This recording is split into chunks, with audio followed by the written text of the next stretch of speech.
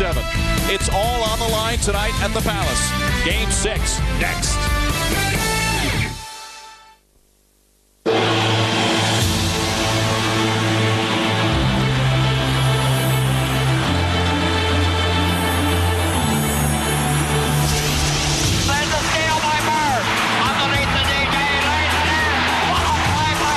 Focus, confidence,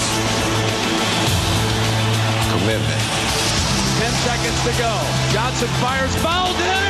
He hit it! He hit it! He was fouled and he hit it! I guess it out deep and Havlicek steals it. It's all over. Passion.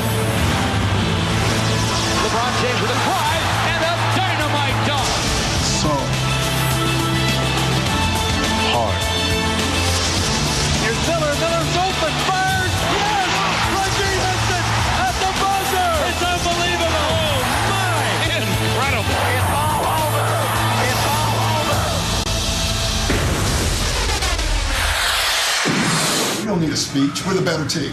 I don't need to trick you to fire you up. We're the better team. We don't need trick plays. We're the better team.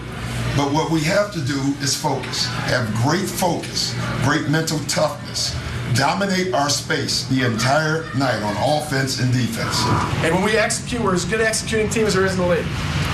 When we do all those things, no matter who we play, where we play them, no one can beat us. That's got to be our mindset tonight. The Palace of Auburn Hills is packed for Game 6. These fans don't want their team's season to end tonight, and every time the Pistons have lost in the playoffs, they bounce back with a victory. They better do it tonight or the season is over. A victory for Chauncey Billups and his teammates, and it's Game 7 on in Boston. Let's get things started. Our public address announcer in the starting lineups, Mason.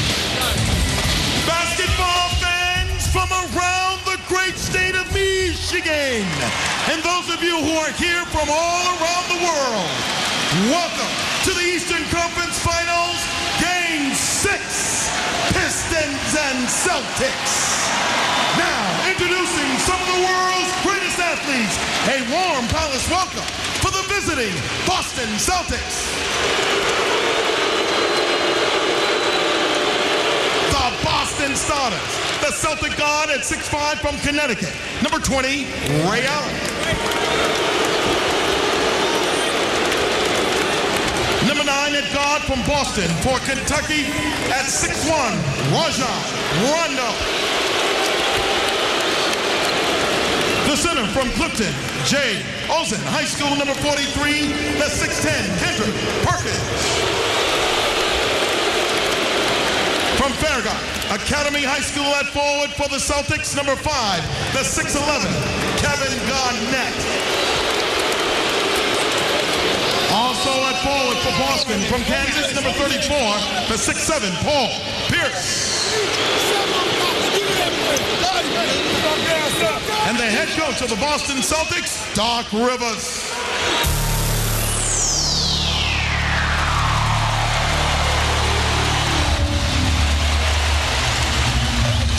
Hey Detroit, it's time to rock and roll.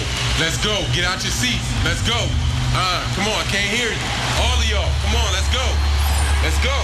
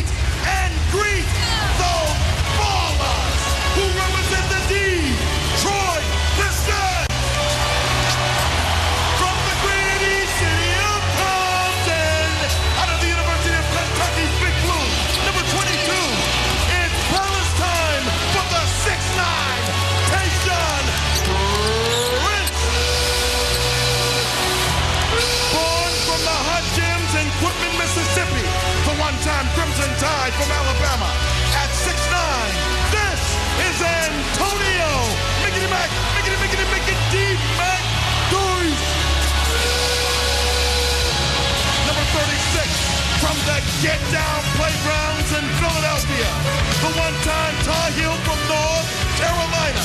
His jersey reads, "All Sheed Rashid Wallace."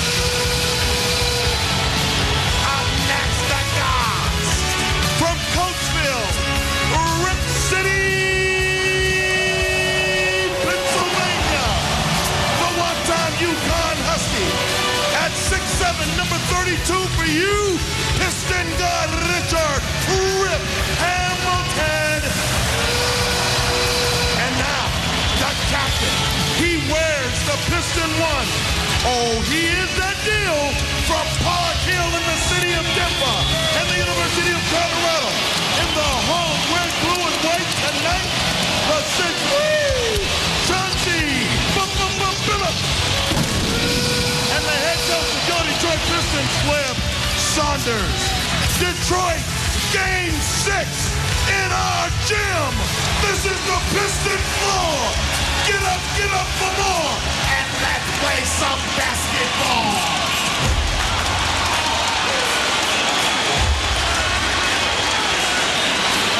The two best teams in the East all season long continue their battle for the right to now face the Los Angeles Lakers. Pistons need 2 wins, trying to get themselves fired up in their usual pregame routine, hoping to force a Game 7. And good evening, everyone, and welcome to Game 6 of the Eastern Conference Finals. Along with Mark Jackson and Jeff Van Gundy, Mike Breen on hand. Michelle Tafoya will join us shortly. This is the first elimination game of these playoffs for the Detroit Pistons. They certainly know what's at stake, and they go into it with a key injury. Rip Hamilton in Game 5, late in the game, strains the elbow. Jeff, we don't know how much it's going to affect him. Until he gets out in the court, he probably doesn't know as well. But how will this affect the team coming into this game? Well, they have great balance, and their balance starts with their point guard play in Chauncey Billups, but they have to get more from Tayshaun Prince. He's only averaging 9.8 points per game in this series on 32% shooting. That's just not good enough. He's too skilled to be a passive player. He's got to score, he's got to defend, he's got to do it in all facets of the game. Meanwhile, for the Boston Celtics, they've been in this position before in each of the first 2 rounds. They've had a Game 6 on the road where they can close out the series in advance. They're 0 for 2, losing in Atlanta and in Cleveland. What do they have to do, Mark, to change those fortunes and win a game on the road to clinch a series? Well, you can get Rondo and Perkins to play well, but you're talking about closing out a legit team in their building on the road. The Celtics need their big 3 to not just show up, but they have to show out. They have to play solid basketball when you're talking about Pierce, Allen, and Garnett. They have to be spectacular because the Pistons are going to fight. It's going to be the stars of the Celtics that's going to have to be the difference makers. So we're set to go again. Rip Hamilton not 100% for the Pistons. Meanwhile, Michelle Tafoya not 100% for us, but she's in the starting lineup and ready to go. Hey, Michelle. I just want to thank you for preparing everyone for my nasal sound tonight. That's very helpful, Mike. Let's get back to Rip Hamilton. Yes, a lot of talk about his right elbow. In case you missed it, it was late in Game 5 that he injured it while guarding Ray Allen. It was later described as a hyperextended right elbow. Today, Rip just described it to me as sore. And earlier, about 45 minutes ago, when he was warming up, he seemed to experience some discomfort. He told me he does everything right-handed, but he only threw left-handed jabs, Mike, before the game. Look, he's playing with a sore right elbow, but he's not stupid enough to use it for motivational purposes, Mike. Well, Flip Saunders calls it, Michelle, the golden arm, his right arm. It has been golden for these Pistons since he's been here. He's been their leading scorer every year, was so in the regular season, has been in the playoffs. And you talk to the Pistons, including head trainer Mike Abdenauer. He says Richard Hamilton's one of the toughest players that he's seen over his years in dealing with injuries, and he's ready to go. Oh, he's a tough guy. He's a true competitor. You talk about being in a situation like this. Game 6 is do or die. Rip Hamilton, the adrenaline as a former player, the juices begin to flow and the pain lessens. It's going to be interesting to see how he handles it. The officiating crew for tonight: Bennett Salvatore, the crew chief, along with Tony Brothers and Joe DeRosa. Pistons during the playoffs, 6-2 here at the Palace. One of those losses, though, to the Celtics. That was in Game 3, and that was also Boston's only road win of the postseason. They're 1-7 away from their comforts at home. Look to get it to Prince early. Garnett may have gotten a piece of it, and Pierce comes the other way. Ray Allen fakes a three. Good luck. And away short. And Ray Allen had back-to-back games. He's had a couple of games where he's broken out. And a solid game 2, a terrific game 5. But it has not been consistent. Phillips draws the foul. In and out. But 2 free throws. But see, that's where Rondo's got to be more intelligent defensively. Phillips wants to go left. They want to keep him out of the middle. You've got to stay. If you want to win these games, you got to stay between the ball and the basket. You give him an angle, he's going to use his strength, drop his shoulder, and work his way to the free throw line. He had 9 free throws in the last game. And Phillips, who finished second in the NBA regular season from the line, misses the first. Now his injury is on the back burner now. The strained hamstring certainly didn't affect him in Game 5. He said he's feeling a lot better. He was superb in Game 5. Both Phillips and Hamilton combining for 51 points in that loss. I had a chance to talk to Chauncey, too. He said, hey, I'm not 100%. I'm not going to be 100% until the season's over. But he feels so much better. And the leg now feels alive. Garnett kicks it out. Allen wide open for 3 and puts it in. Well, that's a lot of time. That's what you can't do. You can't give Ray Allen straight up knockdown shots. Too good of a shooter. Someone has to stay home at him or either run him off that spot like they did the previous one. Again, the Pistons, who we've talked so much, this is their 6th straight conference final. They've seen every possible scenario. They've been down 3-2 quite a bit, come back in one series. They've done it several times. They've also lost it several times as Perkins is called for his first foul. And we talked about stars having an impact. You talk about Kevin Garnett. It's not about him making the play. It's about him putting the ball on the floor and making a play for somebody else. Gets into the interior of the Pistons defense, finds Ray Allen wide open by himself, knocks down the easy jet. Doc Rivers felt the reason that they were able to win on the road in Game 3 is they stuck with the game plan of starting with a post-up. Hamilton's first shot is good, and that's a great sign if you're Detroit. Rondo, good ball pressure.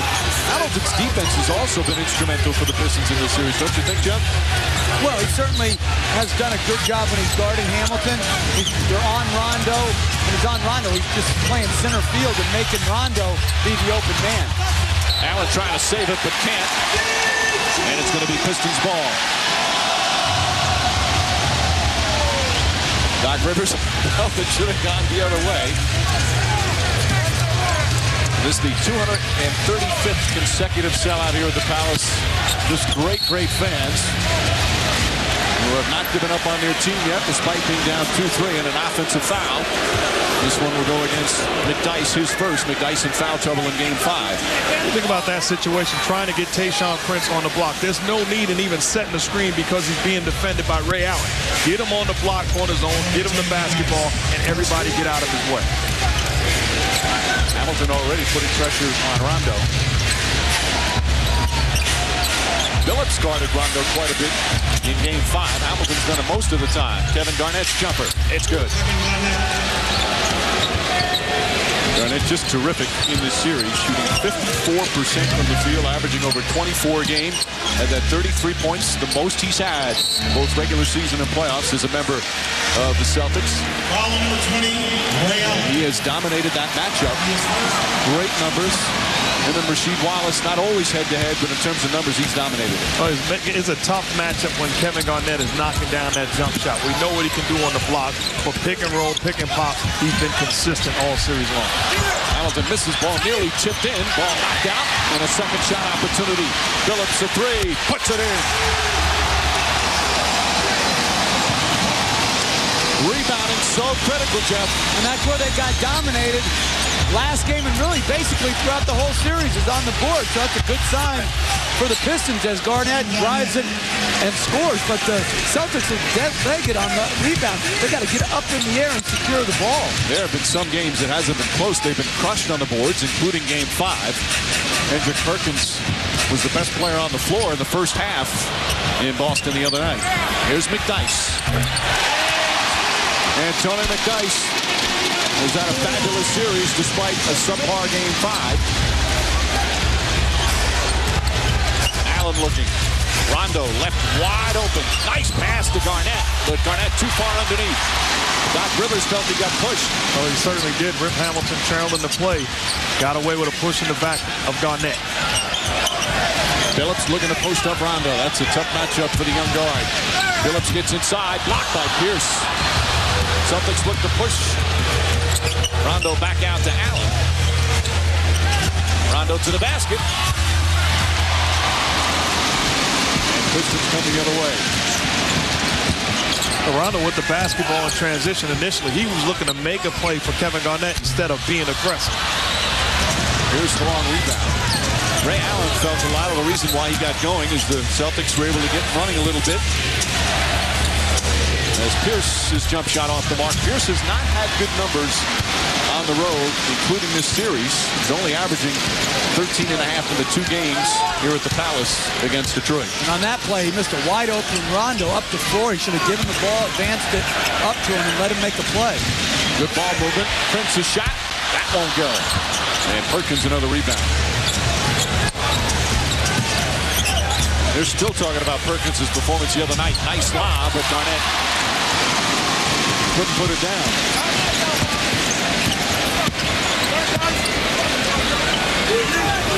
Hamilton spinning. Jump shot is good. And Rip Hamilton 2 for 3 to start. Good recognition. Rondo defending Rip Hamilton. Put him on the block. Punish the smaller defender.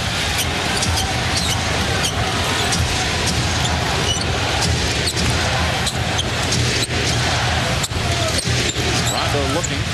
Shot clock already down to 7. Here's Pierce. Pierce on a pull-up. And Paul Pierce with his first field goal. Mark, we've talked about this throughout the playoffs whenever a team elimination game. As a player, how much is that on your mind as you take the floor on a night where it could be your last game of the season? You know, when you have so much invested individually and collectively, it's in your mind. You recognize you don't want it to end. You want to have an opportunity to go in somebody else's building and ultimately advance into the final. Rondo goes right at Hamilton. Nice move from Rondo.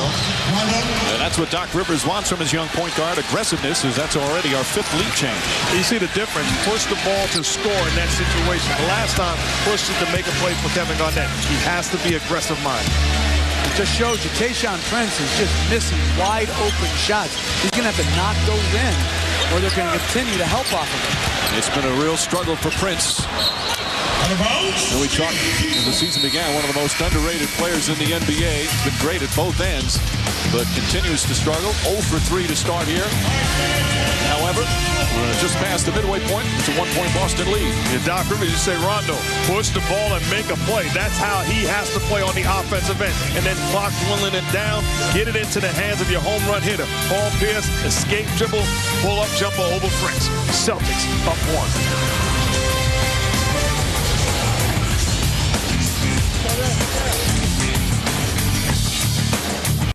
Antonio McDyess and the Pistons down by 1. McDyess part of the starting lineup where Mason does those colorful introductions that they love so much here at the Palace, and the players love it as well. Let's listen to McDyess do an impression after hearing Mason introduce him at the Palace earlier tonight. Born from the hot gems in Quitman, Mississippi, the one-time Crimson Tide from Alabama. At 6'9", this is Antonio Mickey Mac, Mickey D Mac Dice. Number 24 from Quitman, Mississippi, Antonio Miggity McDice. The players love it. He's one of the shyest players I've found in the NBA, but one of the generally nice guys, and he gets a kick out of it, obviously. Well, a great guy. The first time ever I went home after playing with him and tried to introduce my sister-in-law with him. I said, this is a guy that is marriage material. Wow. Matchmaker Mark Jackson. Wallace wide open. He had 6 3-pointers in Game 5 after struggling from long distance for a good long stretch. Great execution by Detroit to get a quality shot with only 3 seconds on the shot clock. Pierce left open. Paul Pierce from downtown. And the Celtics go up by 4. And that's a great play by Rondo. Paul Pierce knocks down the jumper, but the dribble penetration of Rondo, looking to score, getting to the seams, and makes the play for Pierce. And a great screen by Perkins as well. Prince wants to get it going and draws the foul. Pierce will pick up his first. And Tayshaun Prince will go to the line. See, to me right there, with Prince not making jump shots, you've got to give him even a little bit more cushion. Take away the middle, but also take away his strong left-hand tendency. Make him make a jump shot first versus be able to get past you on one dribble. And I'll say this, the Celtics, if they continue to get beat off the dribble like they have early in this game, it's going to pose foul trouble for them. Saw Prince's numbers in the series even down further. In the last 3 games during the regular season, he's always shot 45% or higher, average about 13 a game, but he is in some struggles right now shooting the basketball. He struggled all year against the Celtics, regular season and now in the playoffs. And you got to give a lot of that credit to Paul Pierce. Talking about Paul Pierce's defense, we've done it all postseason, and he continues to shine at that end. Tough shot. McDyess defended it well and then gets the rebound.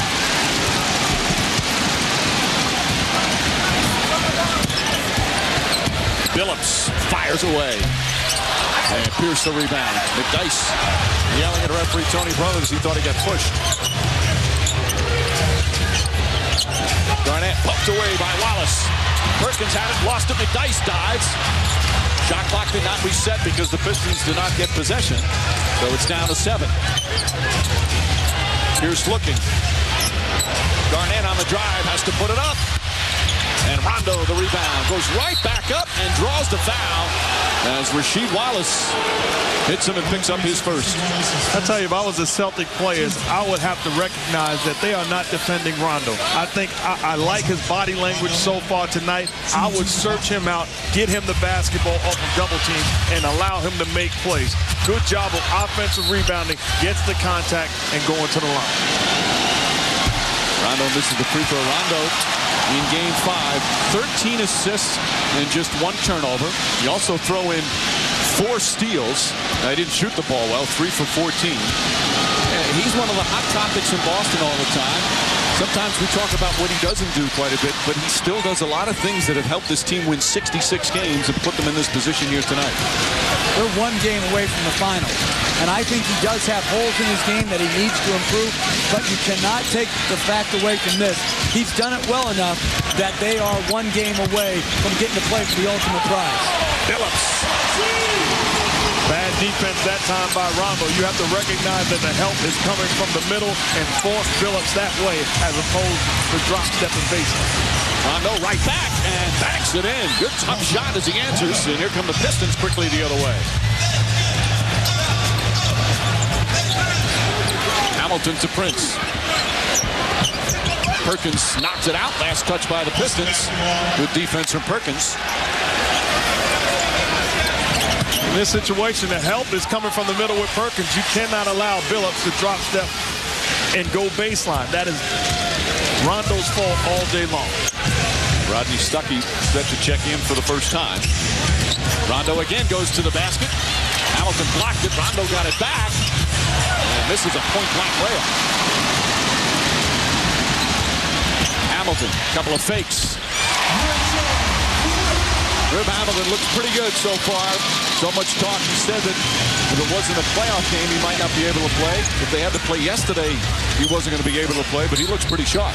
Says a lot about Rip Hamilton. You look at him after the game, struggling to straighten out that arm, but finding a way to get it done tonight. Garnett, well short. And another offensive rebound. It's been a key for the Boston Celtics. And it's Rondo's greatest strength. The best part of his game is his rebound. Ray Allen, nice lefty move. But again, the second shot opportunity off the offensive glass. You know, what you can't do come playoff time, you can't give extra possessions. And that's why it's hurting the Pistons right now, allowing Rondo to crash the ball. Phillips goes right at him. And Chauncey Billups very aggressive. 8 points already here in the first quarter. But he's getting by Rondo. Rondo has the quickness. No one should get by Rondo. He's got great athleticism, quickness, long arms. He should be able to contain the ball better than he's doing. And a foul call. It's going to go against Detroit. And the Celtics will inbound as we'll take a timeout. Well, it's hard to guard teams in transition. Here, the Pistons had 3-on-3. Little crossover by Hamilton. Good shot fake off the dribble. Good elevation. Much ado about nothing, his injury. And now, Chauncey Billups again getting by Rondo on the first dribble. Misses.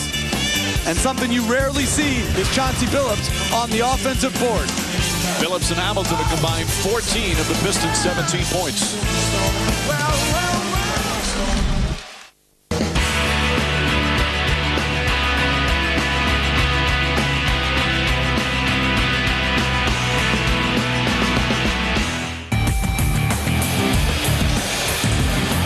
In Detroit, where the Pistons trailing by 2 in their elimination game, Game 6 of these Eastern Conference Finals.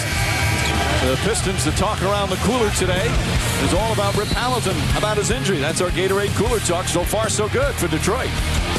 You talk about coming out aggressive early, knocks down the rhythm jump shot. You put him on the block against a smaller Rondo. Good job of punishing him and then pushing the ball in transition. Excellent sell, the shot fake. Rip Hamilton has it going early for the Pistons. He also has a block shot. He's doing it on both ends of the floor, Mike. And Mark referenced Beyonce last game. I've got to give a shout out to Jay-Z and his album Best of Both Worlds. He's getting it done on both ends. Would you Google something today? No. You can't let Beyonce get all the credit. Ray Allen knocks down the 3. Second three-pointer. Both coaches have gone to their bench. Sam Cassell with some early minutes here for Boston. And Jason Maxiell, who didn't play as much in Game 5, he comes on. Billups, short. Ray Allen the rebound. Okay, and this is a better matchup for Cassell against Billups. Not as much ball pressure quickness that Lindsey Hunter presents. Ball deflected by Maxiell, so already he forces a turnover. His energy was huge in Game 4. They've got 3 guards out there with Billups, Stuckey the rookie, and Hamilton. Rip Hamilton again. That jumper looks pretty smooth. 4 for 5 from the field. If you're Paul Pierce in that situation, you have to understand Rip Hamilton has it going. Force him to be a driver. Ray Allen, nice shot. Cleared a little space and able to knock it down. And Allen looks in the groove as well. He's got 10 points already.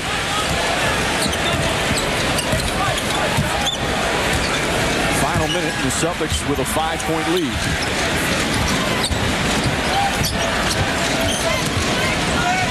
The 2 UConn guys once again going at it. And Hamilton continues his hot shooting. He's in double figures. Good aggressiveness by Rip Hamilton to post up the face and then the patience to wait till Ray Allen backs off and then punish him.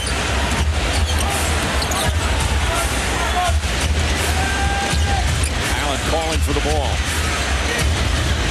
There's Pierce. Garnett left open. Kevin Garnett can't get it to fall, and McDyess a rebound. Talked about rebounding numbers, how important. Right now, Boston +2. And they'll hold it for the final shot. There's about a half-second difference between the game clock and shot clock. And Perkins has been absolutely no impact on the offensive board so far, like he was in Game 5. Billups goes at Cassell, kicks it out. Stuckey, nice fake. Does he get it off in time? Knocks it down. It was very close. As the buzzer sounds, the officials will review it. It's the end of the quarter, and I think that's very close. I think it may have been in his hand. Stuckey calmly knocked down the jumper. It would have been a shot clock violation of anything, because... And they're allowed to look at that on the replay. Nope. It's close. Certainly beat the buzzer. Very close to the shot clock, so Bennett Salvatore and his crew will go check it out. Look at the replay.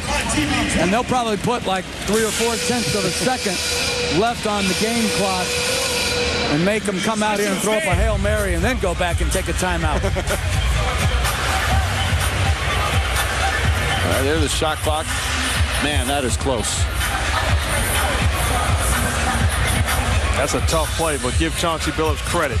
Whittled down the clock, patience, took the double team, and found Stuckey all by himself in the corner. See, on that one, it almost looked like it was still on his fingertips when it hit zero. That's going to be a tough one to overturn. Again, the call on the court at the time was good.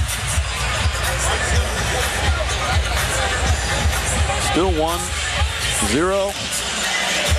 We could look at it 10 times and think 5 times it's good, 5 times it's not good.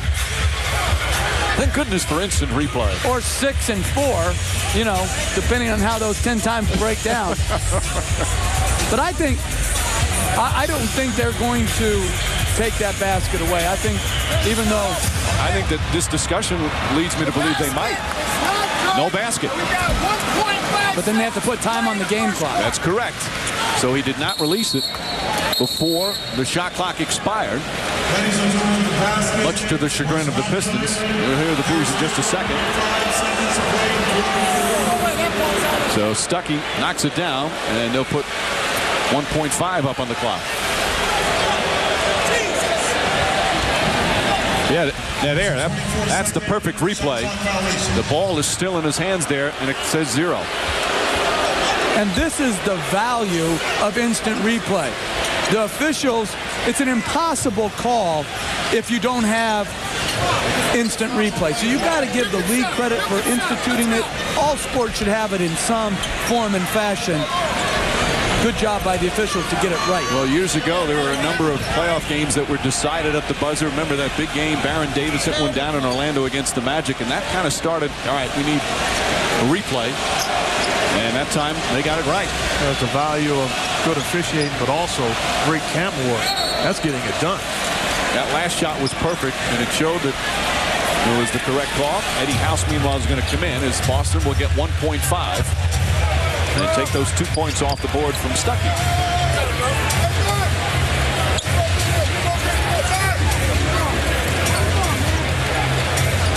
Detroit has a foul to give here if they want to use it. Lindsey Hunter has come in.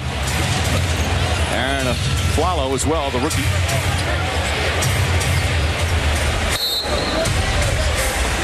Posey looking. Pushes it down court. Ray Allen, one dribble. Gets it off in time. Not a bad attempt. And that will end the first quarter. Allen continues his good shooting despite that miss. Hit a couple of threes and had 10 points here in the first. Meanwhile, the guy with the much diagnosed elbow, Rip Hamilton, looking very sharp, also in double figures. It was the talk throughout the day for the Pistons. Is Rip going to be okay? Can Rip shoot with that bad elbow? Certainly. And Ray Allen trying to have back-to-back strong games for the Celtics. It's game 6 of the conference finals. After 1, Boston by 3. Survival. Determination.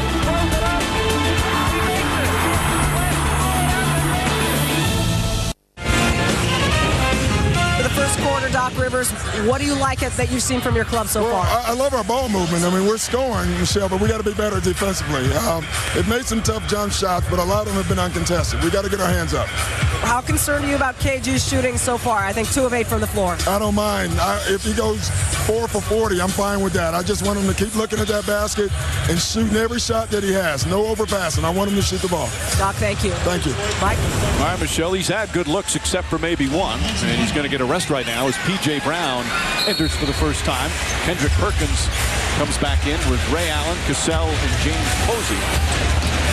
And Cassell's bringing the ball up against Lindsey Hunter, who stripped him last game. I think the Celtics should use a backcourt pick to give Cassell more room to get Hunter off of his body. Cassell gets inside, shot won't go, rebound tipped and taken by Hunter. It seems every time Hunter comes into the game, he comes up with a steal. He's only playing about 10 or 11 minutes, but has an impact on every game. So if you're Sam Cassell bringing it up the floor, you have to put him on one hip and then don't allow him to get back in rhythm. Push the ball up the floor once he's on one side. Hamilton, not that time, over the backboard. Rip Hamilton just must be a nightmare to defend him because it's just non-stop motion. You talk about guys like Reggie Miller, Ray Allen, Rip Hamilton. Think about the shape that they must be in to do it on both ends of the floor. That's non-stop running, working extremely hard to get an open look. And Mike, he balances up so well after coming full speed. It's not where he's going half speed and balancing up. He's coming off those screens full speed. Perkins, there's that offensive rebound you talked about. Pistons thought Perkins pushed McDyess, and the Celtics thought Perkins got fouled. Either way, it's 2 points, and Boston's up 5. Here's Stuckey. Spinning against Ray Allen. Strip. Ball knocked loose. Goes right out to Hunter. Lindsey Hunter looking for an opening and throws it away. Here comes 38-year-old Sam Cassell, along with other 38-year-old P.J. Brown. The 2 late-season pickups. Ray Allen to Perkins. Perkins backs in, knocked out of his hands, gets it back. Shot clock at 5. Cassell for 3. Both teams got so well from three-point range in Game 5 after some disasters in the first 4 games. Back seal. Tough turnaround. Oh, that's a pretty shot. He only played 11 minutes in Game 5 after that terrific Game 4. P.J. Brown inside. The pass blocked. Rodney Stuckey. And then Cassell fouling Hamilton down the other end, and Hamilton grabbing his right leg. He's already banged up with the elbow. Well, what a block from Stuckey. Crowd booing. Cassell just kind of tripped him up after trying to come up with a steal.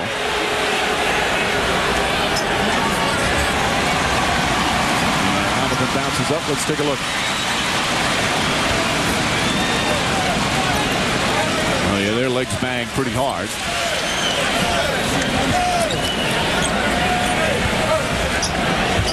So they'll inbound. Hamilton slow to get up. And oh, you talked about it. That's a big-time play by Stuckey. Not giving up anything defensively. Getting back and coming up with the big-time block.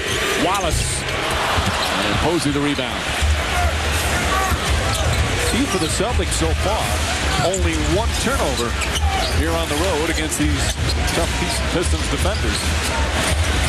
Ray Allen, quick 3. Again, Ray Allen. 3 3-pointers here in the first half. And the Celtics up by 6. But a critical mistake by Stuckey, coming off Ray Allen's body to shoot the gap, which gives him the airspace he needs to catch in rhythm to shoot the open 3. Yeah, and he's back feeling confident after last game, certainly. Wallace against Perkins. Blocked by Perkins. And Allen the rebound. 2 great defensive challenges in a row by Perkins against Rasheed Wallace. Allen trying to force some contact. Cassell calls out a play. And he traveled. That's just the 2nd turnover. Good call, he says to Tony Brothers. Well, you want to stay on Ray Allen's body so he gets no separation. Stuckey tries to shoot the gap and then too late. And Ray Allen just knocks it in. Great elevation, great balance. Ray Allen said after his big Game 5, if I scored 10 points and we won, I'd still have the same feeling. I think he feels a little bit better, though, now that he's knocking down shots again.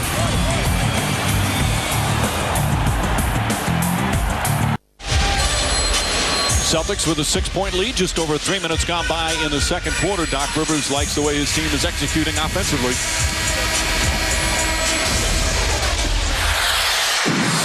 Our ball coming up. Let's extend this lead, guys. Hey, ball movement. Keep that ball hopping. That's how we got the lead. And you say, what is he talking about? Well, recognize how you're being defended. Paul Pierce has the basketball in his hands, double team. Recognize where's Ray Allen. Does a good job of coming off the screen of Kevin Garnett. Good ball movement, good man movement. That's how you get it done offensively. And Ray Allen, you're a knockdown shooter. Get him open, get him the airspace that Coach talked about, puts him in a position to prosper. And one thing that's often overlooked is putting the ball on target to a shooter. Both those passes caught Ray Allen in his shooting pocket. He didn't have to bend one way or the other. That's how you pass to a jump shooter. Phillips rattles one in. Phillips and Hamilton each with 10. Is Hamilton getting a rest as he's been banged up and still doesn't look right. See that ice on that right leg after the collision with Cassell. He looks in some pain. again, what's certainly helpful for the Pistons with Hunter and Stuckey, pretty good guards to come off the bench. Cassell looking, Stuckey fights over the screen. Sam Cassell pulls up, and Phillips the rebound. Cassell 0 for 3.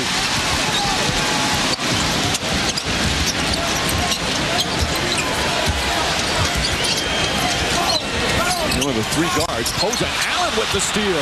Nice anticipation.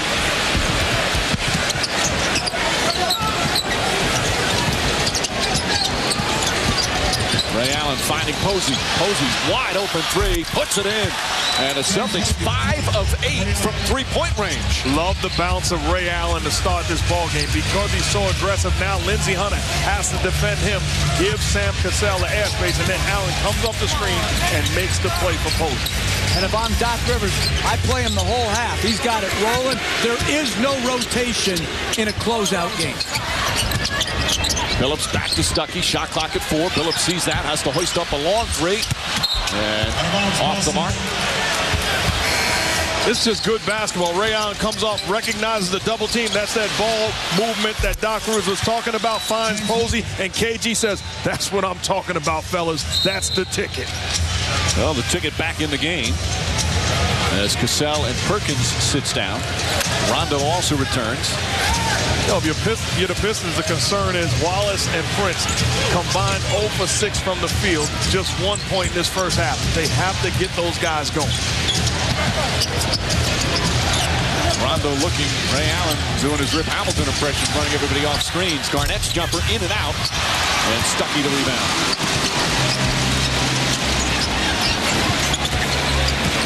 Stuckey pulls up. Rasheed Wallace had it, lost it, and a foul call. It's going to go against Garnett, his first. Our NBA calendar, Sunday on ABC.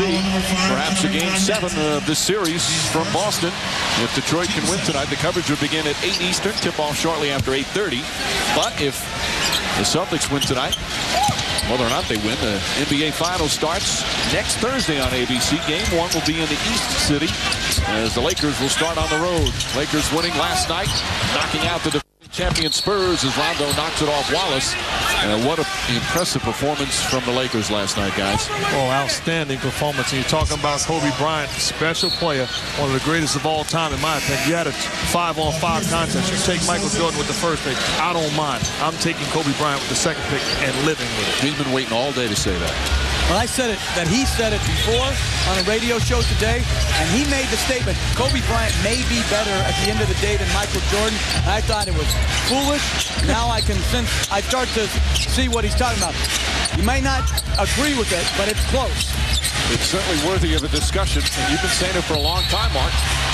As an offensive foul is called on P.J. Brown. Brown looking at Benna Salvatore, wondering. And Brown picks up his first. Feels a lot cooler here in the Palace. One of the stories back in Game 4, the Celtics were complaining that their locker room was roasting. It was about 95 degrees in here. In the building, it was pretty warm. Sam Cassell went to Joe Dumars after the game and said, all right, you can put the air conditioning back on now.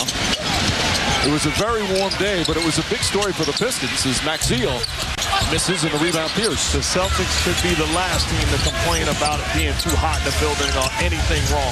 They mastered it during their great year. Right, the late great Red Auerbach used to have it a very difficult place to sit in the visitors' locker room at the old Boston Garden as Posey misses and Prince the rebound. They were the master of shenanigans. They were. There's always something. Shenanigans. Hamilton. And gets the bounce. Rip Hamilton off to a terrific start. He's got 13 points here in the first half. Well, Hamilton playing extremely well, but if you're the Celtics, you have to force somebody else to make a play. And Rasheed Wallace has deflected a number of post-entry passes into Garnett by circling on the baseline side. Celtics passers have to know that and pass fake. Rondo, wild shot way off the mark, but Prince can't control it. And Boston will get a new 24, and we'll get a timeout. So far, so good with that elbow mark. Well, the reason why the Pistons are still alive in this half is because of Rip Hamilton knocking down shots, step back jumper. Get in there, girl. He's giving the ball gender. What's going on? That's what we call it in the hood, man.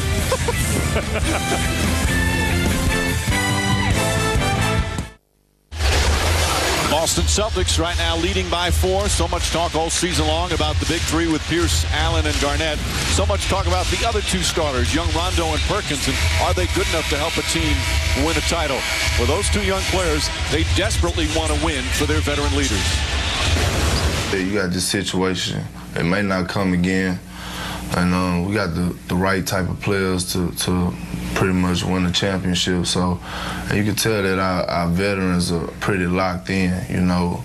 And the thing is, I don't want to be the one to mess it up for them. You know, I know it's getting, for a few of them, it's towards the end of their careers, and, you know, they might not have another shot. Rondo, by the way, did say ditto on that, but impressive how Perkins, in terms of how he sees how much it means to these veterans, knowing that who knows how often they'll get back here. And what I love about it is not about what they're saying to them, it's about their language every single day, the commitment on and off the floor. So those guys owe it to the veterans to get it done. Pierce looks up at the shot clock. Garnett lines it up. Garnett off the mark early, and Rasheed Wallace the rebound. Already 6 boards for Wallace, 2 more than he had the entire Game 5. Much better job on the boards for Detroit tonight after getting dominated on the glass in Game 5. Hamilton tied up. Extra pass. Prince is open. Still can't get it to go down. Pierce tips it right back out to Tayshaun Prince. Billups for 3. Chauncey Billups from downtown. And the Pistons back within 1. Second shot opportunities, you pay the price. You give 2 looks. That time Billups steps in uncontested. Nobody runs at him. Gets a wide open look. Pierce with Prince on him. On the drive, inside. Good aggressive move for Paul Pierce.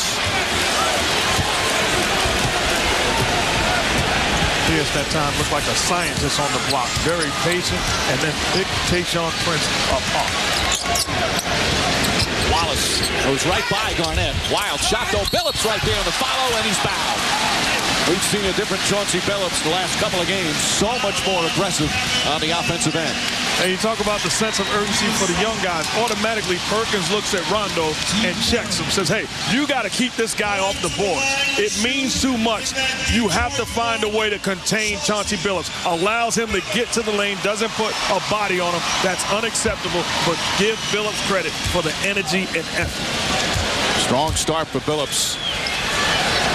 Now, we talked to Billups today and, asking him about, because it's been a topic here in Detroit last couple of days. What if the Pistons lose? I mean, how will people look at this team over the past 6 years? 6 conference finals, but only twice making it. And if they would lose today or lose in this series, that would be 3 straight conference finals they lose. He says, we're not even thinking about that. We're thinking about winning a game tonight and then get ready for Game 7. Yeah, you don't look about what your place in history is. That's all for after you retire. Right now, it's about staying in the moment, playing as good as you can. You can't even necessarily control whether you win or lose. You do control how well you play and how hard you play. Garnett. Back out Rondo. Shot clock down to 6. Excellent defense here from the Pistons. Rondo has no room to go. Has to put it up all over Prince.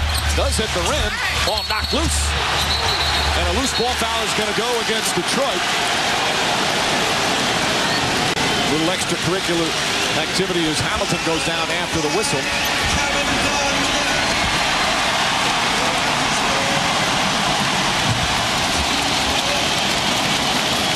And they call it on Garnett. Then at Salvatore, I thought he said stay here, but that's not the case. They called it right there on what they would say over the back, and Ray Allen just got a free hit in on Richard Hamilton. You think? Yeah, I like that. More importantly for Garnett, that's his 3rd foul. He's only 2 for 10. He has been just superb in this series and against the Pistons during the regular season as well, but struggling a bit here in the beginning. I think if you're the Celtics, you got to find a way in the second half to get Garnett on the block. Once again, that's where they've been so successful. Leon Poe gets some rare minutes, hasn't been playing a lot. Poe playing with Garnett in foul trouble. And Poe immediately knocks it away from McDyess. Billups able to get it. And then lost it again. McDyess back out to Billups. He will not get it off in time. A 24-second violation. The Celtics never had control of the ball, and they didn't reset the shot clock. If I'm Chauncey Billups, right now you have to begin to think they're doing a poor job, they meaning the Celtics, of defending the pick and roll. That time came off, had a wide open look, and turned it down. He has to put that in his memory bank and look to be aggressive coming off. That's a wide open look. Turns it down, and then you don't get anything better. You'll never have that shot back. Loose ball, pump fake, hits Rondo in the air, but it's 24-second violation. If you're Billups, you have to continue to keep your foot on the gas pedal. High stakes tonight here at the Palace. An elimination game for the Pistons. Right now, they trail by 1.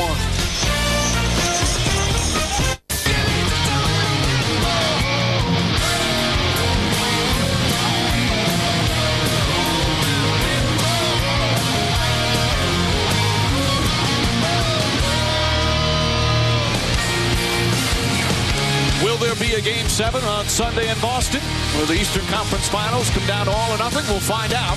If it's the case, it'll be Sunday with our coverage starting at 8 on ABC. If I'm the Celtics, I'm really concerned. Paul Pierce has 4 shots. The point guards of the Celtics, Rondo and Cassell, have a combined 10. You've got to find a way to get your best players their best shots in their best spots. Garnett, no doubt, done for the first half with the 3 personal fouls, the only player with 3. Pistons playing an aggressive defense and only 3 total fouls. Perkins to the basket, blocked by Wallace, and Poe puts it in. Leon Poe, who's barely played in this series, only 12 total minutes, getting time because of the Garnett foul trouble. And he's got a chance for a 3-point play. And this is a good rotation by Rasheed Wallace and a good block. But I love about Poe, and they speak about it all the time in Boston, his professionalism. He works, he works, he works. He had no idea that Garnett was going to be in foul trouble tonight, and he would get an opportunity. That's the value of staying mentally sharp and having your game ready, so you can strip the ball on the first defensive sequence and come down and make do with a broken play and finish it for a 3-point play possibility. Now, it sounds like an obvious thing that every young player should feel that way and be that way. But as you guys know, that's not the case all the time. Forget just young, every player. There's so many guys, young and old in this league, who only get ready to play if they know they're going to play. And they feel like somebody's messing with their minutes if they're not playing. Here's a young guy. When called upon, he has been ready all season long. Prince jumper. Still won't go down. Tayshaun Prince just having a nightmare shooting. He's now 0 for 5. Ray Allen for 3. And Phillips couldn't handle it. Bumped into Rondo, leaving Allen open. Allen to the basket. Drives inside. Kicks it out. Rondo.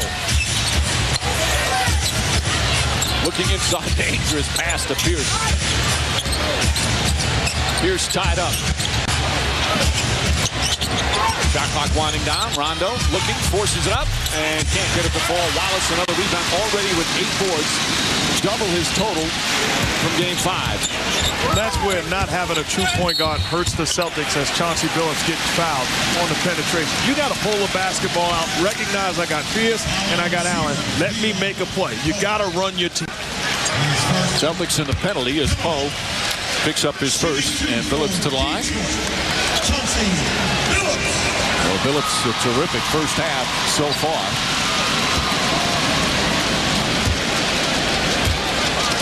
We got a minute and a half remaining before halftime, where we'll have the Toyota halftime show. Stuart Scott, John Barry, and Michael Wilbon. Take a look back at the first half, plus an interview with a member of the Western Conference champion Lakers. Kobe Bryant will chat with the guys. This is a crucial minute and 33 remaining in this first half for both teams. If you're the Celtics, find a way to run motion. Ray Allen has found the rhythm. Get him the basketball off of screen. Backcourt, the starting backcourt for Pistons. 30 of the 35 points, Billups and Hamilton. Nice move, Pierce. Oh, pretty play. Little hesitation move. And again, his ball handling has improved so much since he came into the league. Right there, as you said, Mike, little hesitation and then exploding and going to the rim. Phillips to the rim, and he draws the foul. He might not be exploding. That hamstring still may be bothering him, but he has looked so much more effective the last couple of games. Well, we talked to Phillips earlier. He said, hey, I have to come out and look for my offense. I have to set the tone offensively for my team. They will follow my lead. And I don't want to belabor a point. But you're going to. But I am. Keeping the ball in front of you defensively keeps teams off the free throw line, keeps them off the offensive board. You must make teams shoot jump shots in the playoffs. Here, to me, that's not even a move. That's not a hard move to defend if you're down, if you're ready, and you're focused in on Chauncey Billups' strengths. And my problem is this is for all the marbles. I think both coaches can make the case. You look at Billups' last play, you look at Pierce last play, dribble penetration. You got to find a way to stop guys. This is for all the marbles. The message must be sent loud and clear. Phillips has missed a couple of free throws, which is rare. Come on, under a minute left here in the first half. Pierce out to Allen. Allen shakes the defender and can't hit that one, but Rondo another rebound. Rondo his fourth rebound here in the first half. Allen inside, Paul fouled. And Leon Poe contributing off the bench as he draws the foul on Wallace. That's going to be his second. And that's Rondo's fourth offensive rebound, but he created another one. So really he has 5 second shot opportunities that he created for his team. And like I said before, that's his greatest strength. It's not offensive skill or defensive containment of the ball. It's pursuit of the ball when the ball's in the air. Leon Poe, who was a second-round pick back in 2006 from Denver. He was traded to Boston for a second-round pick. One of the reasons he went in the second round, he missed an entire year of college at Cal, had a pair of knee surgeries, only played 2 years of college. But while he played, he was effective at the Pac-10 in scoring and rebounding and helping the Celtics here in Game 6.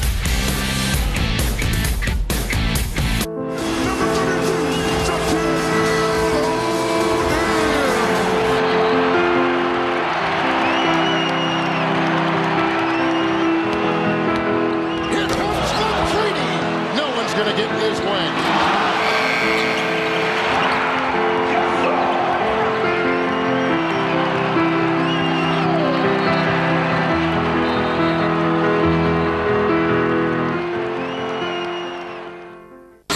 38 seconds remaining here in the second. Celtics by 4.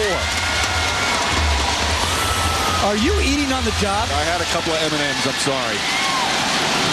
Although I was hoping it was going to be a full timeout. That's exactly right.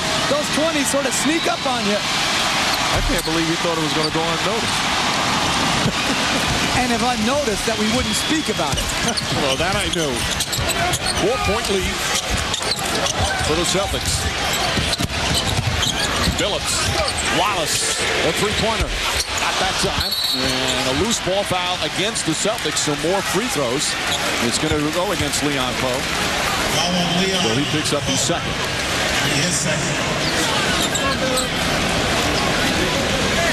22 seconds remaining. I think it's going to be Maxiel who goes to the line.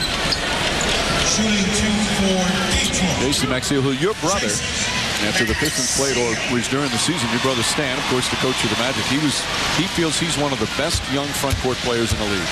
Well, he has a combination of energy and a special skill in rebounding. He also runs the floor very well. He's an improved shooter. The guy has come, I mean, think about it, low first-round pick by Joe Dumars, and you're in the rotation a couple years later. That's very good pick, and it shows how hard Maxiel's worked on his game. Your brother also felt that you were annoying as a child. I don't think his brother was the only one that felt that way. Keep him up. Isn't that what you say? Keep him up. Keep the blows up, just like in boxing. Come on. You're better than that, Mike. Well, you talked about this last game, Jeff. Not only Maxiel, you've got Stuckey, Tayshaun Prince, because they've been so good. They never have high draft picks, but Joe Dumars has made some terrific selections in the late first round and second round. Shot clock turned off as we wind down the first half. This one has been close throughout. Ray Allen to Poe. Poe to the basket. Maxiel may have gotten a piece. Perkins' shot will not count. Doc Rivers irate. He felt there should have been a foul called. He was going to say something to Tony Brothers, then stopped, but he's not going to the locker room yet. Kevin Garnett says, come on, let's go to the locker room. But overall, a good first half for the Celtics, despite foul trouble from Kevin Garnett. He had 3 fouls and only 4 points, but they got big play from Ray Allen once again. And Allen is with Michelle. Thanks very much, Ray. You guys have a slim lead right now. Do you see an opportunity to stretch this, or do you think this has got the feel of a game that's just going to be close all the way? It's going to be close all the way, I think. Although we could have stretched the lead at times, execution-wise on offense, we weren't great. And defensively, we just got to get back on defense. Your rhythm continues to go. Do you feel like you've just picked up where you left off in Game 5? You know, each shot is my next shot, and that's the most important shot for me. So that's all I'm going to focus on and hope it goes down for me. Ray, thank you. Thank you. Mike? All right, Michelle, 29 points in Game 5. He's got 13 first-half points in Game 6. Halftime, the Toyota Halftime Show. Stuart, John, and Michael have first-half analysis. Plus, we'll hear from Kobe Bryant as the Lakers now wait to find out who they will play in the NBA Finals, which starts next Thursday. 2 quarters complete here from the Palace of Auburn Hills. Celtics trying to wrap things up. Pistons trying to keep their season alive. And here on the road, only 3 turnovers in the first half for Boston. And they lead it 40-37.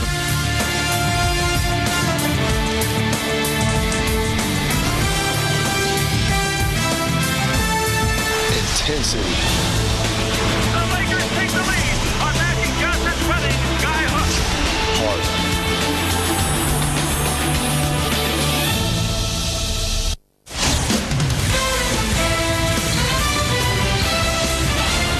Welcome to the Toyota Halftime Show. Oh, his elbow was hurting. He's not going to be able to play. It's going to hurt too much to shoot. Right. Rip Hamilton, 13 points in the first half. But his Pistons are down 3 at recess to the Boston Celtics. Welcome to the Toyota Halftime Show. Stuart Scott, Mike Wilbon, and John Barry. Guys, neither team is shooting 40%. Both of them are under 40%. And yet it was a pretty exciting first half until they got bogged down by penalties and whistles late. What stands out the most to you, Mike? Well, what did Rasheed Wallace and Kevin Garnett hurt? Because they're playing like that. They got the sore elbows in the first half. I think they hurt each other when they hugged at the end of the last game. Well, I mean, Rasheed had no points. Again, John was imploring him before the game to get down in the post. Here's one of the few times he went down in the post and got that shot partially blocked. He has no points, at least 8 rebounds in the first half, but sniping way too much. And Kevin Garnett, 4 points and only 1 rebound on 2 for 10 shooting. The 2 of them combined, 2 for 15 in the first half. Not what I expect out of those guys. Which team needs their guy more? I think Wallace has got to show up. No doubt. Ray Allen's taking up the space for Kevin Garnett. He's playing well. Paul Pierce has 9, but I'm looking at the point guards here, and this is the matchup that coming into this series I thought that Detroit would dominate, and that's Chauncey Billups versus Rajon Rondo. Rajon Rondo, 2 of 8. Billups has 18 points. But at least Ray Allen is picking up the slack. Good thing he's carried over his momentum from Game 5. He came out on fire, making some tough shots, knocking down the 3-point shot. And Boston's done a nice job of taking care of the basketball. Just 3 turnovers. That's why they're in the lead. Second half, who do you think has the emotional edge right now? Well, you're playing at home. You would think that would go to the Pistons. I mean, they just had a game in which they were down big time in Boston, came back, made that a 1-point game before losing. But still, you're at home. You ought to have every edge, tangible and intangible there is, playing in Game 6 to stay alive for the season. Well, Boston should feel good. Kevin Garnett, 2 of 10. He's not going to go 2 of 10 this half. You still have the lead. Here's another good thing for Boston. So far, the first 5 games of this series, the team that's leading at halftime is the team that ends up winning the game. One good piece of news for Detroit, though. They've been out-rebounded by 9 boards a game this series. Right now, they have a slight rebounding edge in the first half. Still ahead here in the Toyota Halftime Show, Kobe Bryant. His dream season continues. You have to hear the interview and the conversation Stephen A. Smith had with Kobe today. Welcome back to the Toyota Halftime Show. The focus of the sports nation for the NBA fan is in Los Angeles, where the Lakers won the West. You know, it's not a long list. Players who've won 4 NBA titles before turning 30 years old. And if Kobe Bryant and the Lakers do the thing and win this year, Kobe joins the likes of Bill Russell, Magic Johnson, and John Havlicek. He also joins Slater Martin and Vern Mickelson, who are on that list, as well as Tommy Heinsohn and Satch Sanders, 2 guys who share the record with 7 NBA titles before turning the big 3-0. But none of those guys ever held court with Stephen A. Smith right after winning the Western Conference Championship. #1 seed in the Western Conference, league MVP. You're going back to the NBA Finals. I mean, put it into your own words. How are you feeling right now? How good does this feel, man? This feels great. I think, you play the season to get to this point, to be able to, still be playing in June, and here we are. So it feels good. What is it going to feel like for you to win this on your own, as opposed to not having Shaquille O'Neal by your side and being perceived as a side? See, here's the thing. There's always a misunderstanding of I didn't enjoy the role that I had with the Lakers, because I always did. I always took my role as being a number 2 man extremely seriously, and try to do the best job I can in that role. I enjoyed winning championships with that team. We accomplished something that not too many teams have done. So it's not like, winning the championship here is like, aha, look, that's not it at all. It's, we want to win another one. But when you look back to how you felt a year ago, put it all in perspective for me to how it came to be on this day, just 365 days later. That it's just a complete change. It's amazing what a year does. I think I don't think anybody could have ever imagined us being here right now in this moment in time. And it was a really, really difficult summer for me. And I think playing on the USA team helped take my mind off of it a lot, put me in a better place, so that when training camp rolled around, I was able to just step into it and just work diligently and enjoy the company of my teammates and play the game. How serious were you about leaving? I was dead serious. Dead serious. You'd have left all of this. Yeah. I had no choice. People have been talking about comparisons with Michael Jordan for years, but more now than ever. Why? Let it go. Man, Leave it alone, Can I just ask a question? Can I just ask a question? How you gonna get mad at that comparison? I'm not mad at it. You're talking about the greatest that ever played the game. Okay. Come on. I mean, just let me do me. Right. Just let me do me. But does not Kobe want to be the greatest? Yeah, I want to be compared with Michael Jordan. But don't you want to be the greatest? I want to be the best I can be. You understand what I'm saying? Like, Michael is Michael. You gotta let me be me. We're different people, man. Okay, I'll move on. Thank you. I'll move on. You can see all the NBA Finals games exclusively on ABC. Every game starts with our coverage on GMC NBA Countdown, 8:30 p.m. Eastern once the finals start. Hey, Detroit 1-1 against the Lakers this season. Boston 2-0 against LA, but there was no Paul Gasol in any of the 4 games they played. Hey, fans, let your voice be heard. Log on to ESPN.com, search Sports Nation. Second half coming back. I don't know if it was Pookie and them or Nuck and them, but we do know one thing. It was Ray who was doing work in the first half. Celtics by 3, second half, coming back. Hey, guys, listen, you're playing great, man, all right? Just keep playing hard. And I did think they scored a couple of points when, a couple of baskets, because we didn't play that possession, It's got to be every possession. Guys, every one. If I can get that point, you can't take one off. No one. You can't take one possession off. We talked right there on the board. We talked about third quarter. We've got to have energy. We've got to put the hammer on them right from the beginning of the third quarter. But we've got to continue to rebound, and we've got to get pace in the game and push the ball up the floor. Okay, guys, got to let it all out right now. Okay, let it all out. That's 24 minutes. Pistons do need to let it all out, otherwise their season's over. Right now, P.J. Brown and the Celtics with the halftime lead here in Game 6, an elimination game for Detroit, who trail is best of 7 Eastern Conference Finals, 3-2. Our first half stats presented by AT&T. You see the low shooting percentages, 2 numbers of note. Rebounding, Pistons certainly much better than Game 5. And turnovers for Boston on the road, only 3 turnovers in the first half.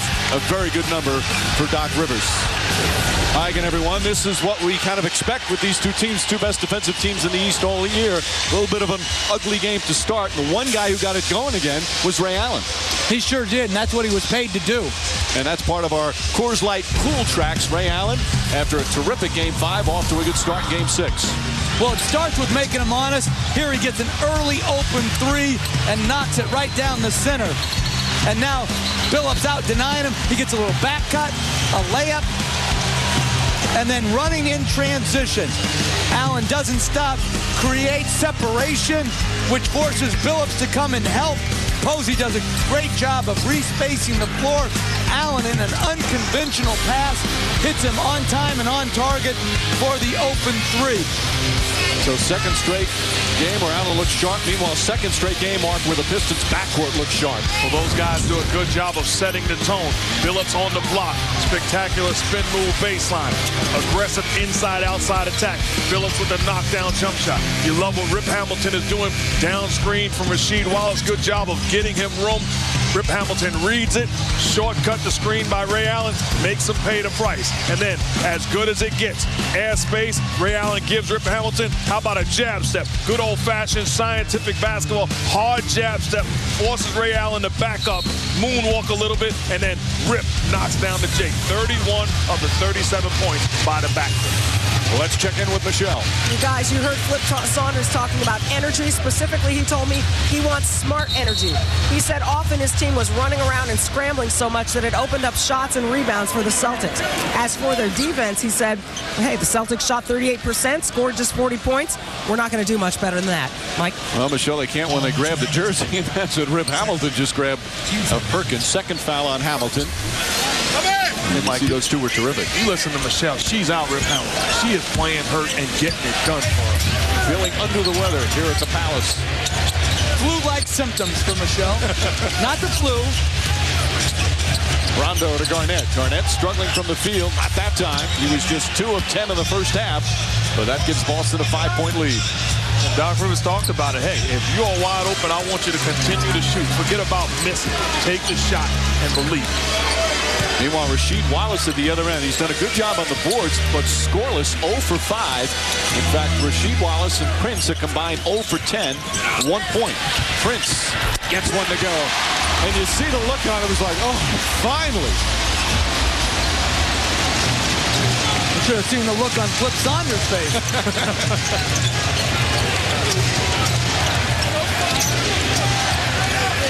Billups is on Allen. Hamilton's on Rondo. That's the way they've done it much of this series.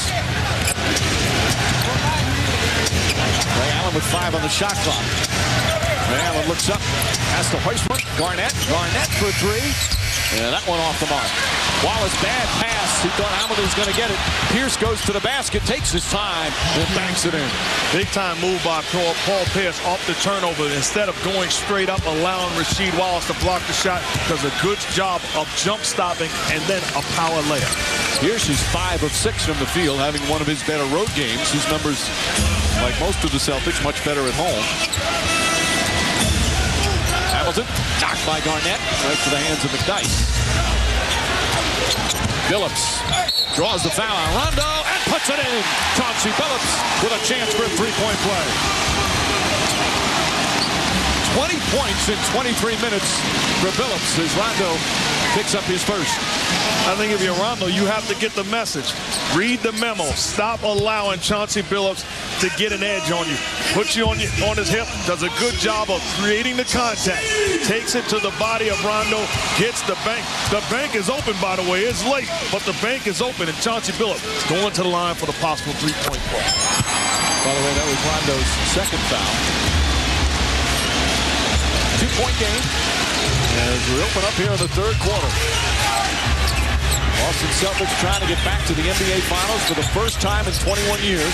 Victory tonight sets up their matchup with the Lakers. The Pistons win, and we've got a Game 7 Sunday back in Boston. Pierce up and under and draws the foul. He just takes his time and gets what he wants. And Prince will pick up his first. One of the best things Detroit did in the first half defensively was not foul. This is Pierce's first trip to the line. Garnett has not been there. Allen has not been there. They've done a good job not fouling. They need to continue to play aggressive, but do it without fouling.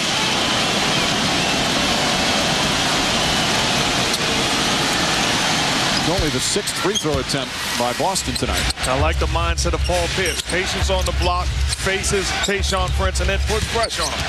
Quick move to the middle, shot fake, gets him in the air, contact, and that's how you establish a rhythm. Get to the line. And I don't care who you are in the post. 4 dribbles and there's no help, you're going to get a quality shot. You got to do more than one thing. You can't just stay home on the jump shooter. You got to dig it in the post and then get back, particularly off Rondo. Pierce with 13, tied with Ray Allen for the team lead. Phillips to Wallace. Wallace trying to get his first points. That one not close. McDyess trying to tip it, and Ray Allen comes away. Rasheed Wallace now 0 for 6 from the field. Allen left-handed, does it again. Pretty move from Ray Allen. Nobody stops the penetration of Ray Allen. Nobody stops the basketball. That's the first thing you do when you're playing Biddy League or in the pros, and Ray Allen gets all the way to the cup. You say Biddy League? You've been there? Wallace, nice up and under move. Finally, his first field goal. As Rasheed Wallace brings the Pistons within 4. And I think that's how you get Rasheed Wallace going. Get him deep on the post and trust that he'll make a quality move. Pierce to Garnett. Rondo, a little crossover. That's a tough shot, and he gets it to go. I like the fact that his mind was made up. Turned down the jump shot, but at least he's making quick decisions. 7 points for Rondo. Phillips has been superb tonight. Garnett knocks it away, but Wallace gets it back. Hamilton throws up a 3. That's good. Rip Hamilton from downtown. The starting backcourt, 37 of their 47 points. And a foul on Rasheed Wallace, who yells at Bennett Salvatore. Remember, Wallace has 6 technical fouls.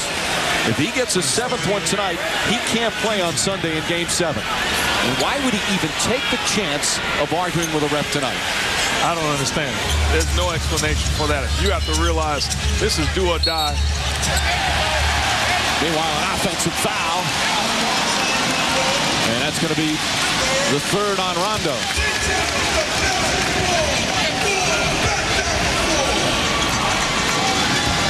He's still talking to Salvatore. I just don't get it. And Salvatore says, hey, I heard you. That's enough. And if you're Rasheed Wallace, take heed to the message.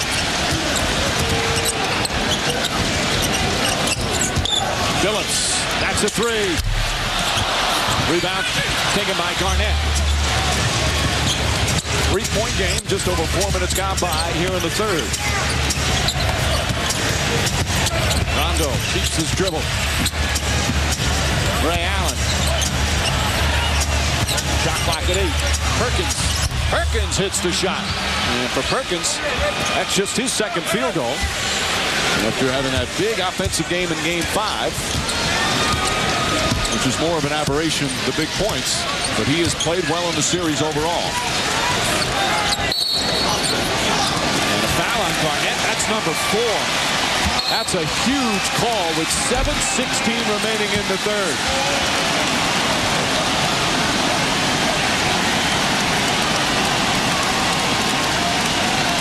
We talk about both guys playing each other. Hand in the passing lane, contact. That's not a foul. That's good defense, good offense. That's not a foul. Kevin Garnett picking up his 4th. Garnett trying to talk to Bennett Salvatore, but there's just no way.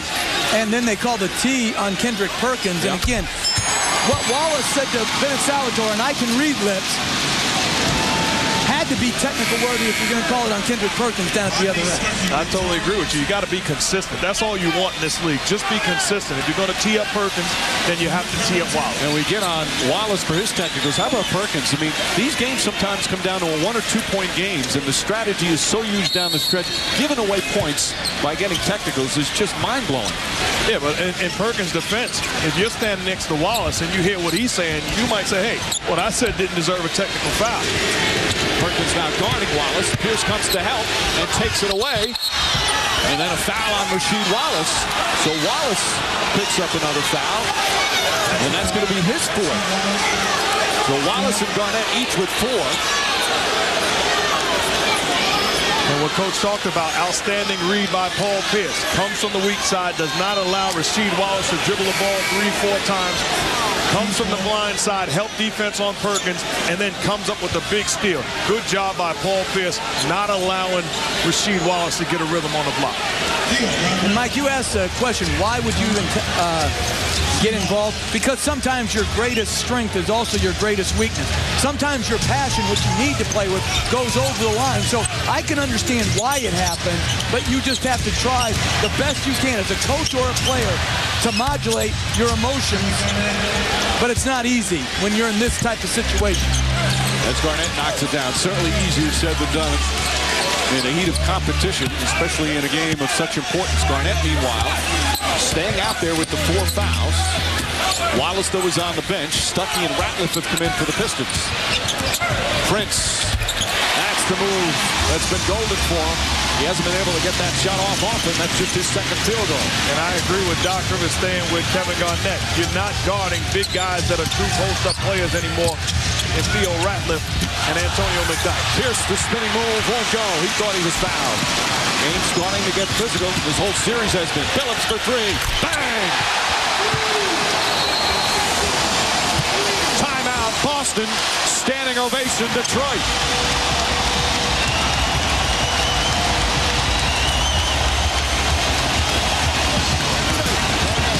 Find a way to get it going. Well, it starts on the defensive end. Theo Ratliff tries to get the offensive foul. Good job by Prince coming up with the block shot. And then who's going to stop the basketball? That's Mr. Big Shot. Even Doc knows that. Good look, wide open, all by himself. Gotcha. I just want... Indiana Jones and the Kingdom of the Crystal Skull brings you the adventures of the Eastern Conference Finals. With the rival 76ers jumping out to a 3-1 lead, the Celtics clawed back and earned a win in a hard-fought Game 7 battle in Boston, sending the Celtics back to the NBA Finals. The adventure continues now. That was one of 19 trips to the finals for the Celtics. They're trying to make it 20 this year. As right now they lead by 1, just over 6 minutes left here in the 3rd. Foul trouble for some important players. Garnett with 4 stays in the game. Rasheed Wallace with 4 currently on the bench. Jeff, what about leaving Garnett out there with the 4 fouls? I don't have a problem with it. He hasn't had a good game. Maybe he can get in some rhythm. This is coaching by feel. You got to know which players can play with fouls and who can't. Allen on the drive, gets past Billups, stripped down low. Chauncey Billups with the steal. It's only the 5th turnover for Boston.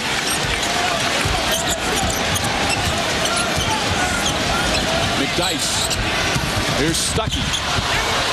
Ball still loose. Didn't go out of bounds. Yes. And the last touch by Rondo. 8 on the shot clock. Detroit will inbound.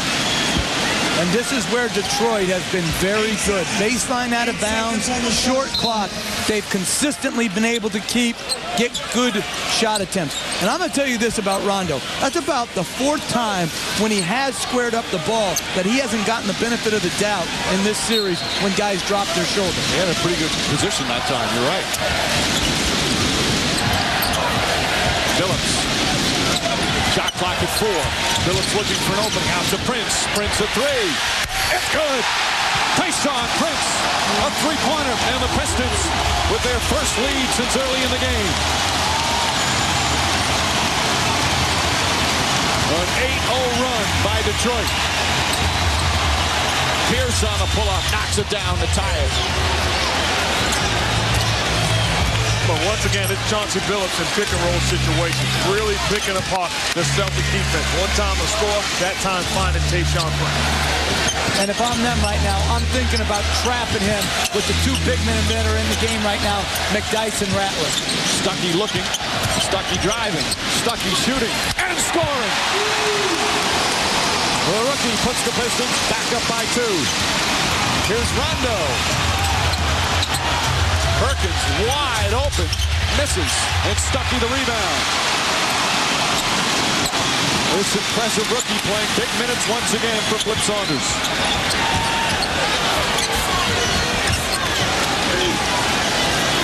What a game for Billups, though. 24 points, 5 assists, 4 rebounds. Prince, 2 on the shot clock. Prince just gets it off in time, and a 24-second violation to hit the rim. Good defense from Perkins. Outstanding defense from Perkins. Initially coming over from the weak side, playing center field, not allowing Chauncey Billups to go one-on-one with Ray Allen, and then coming out and contesting the jumper of Prince.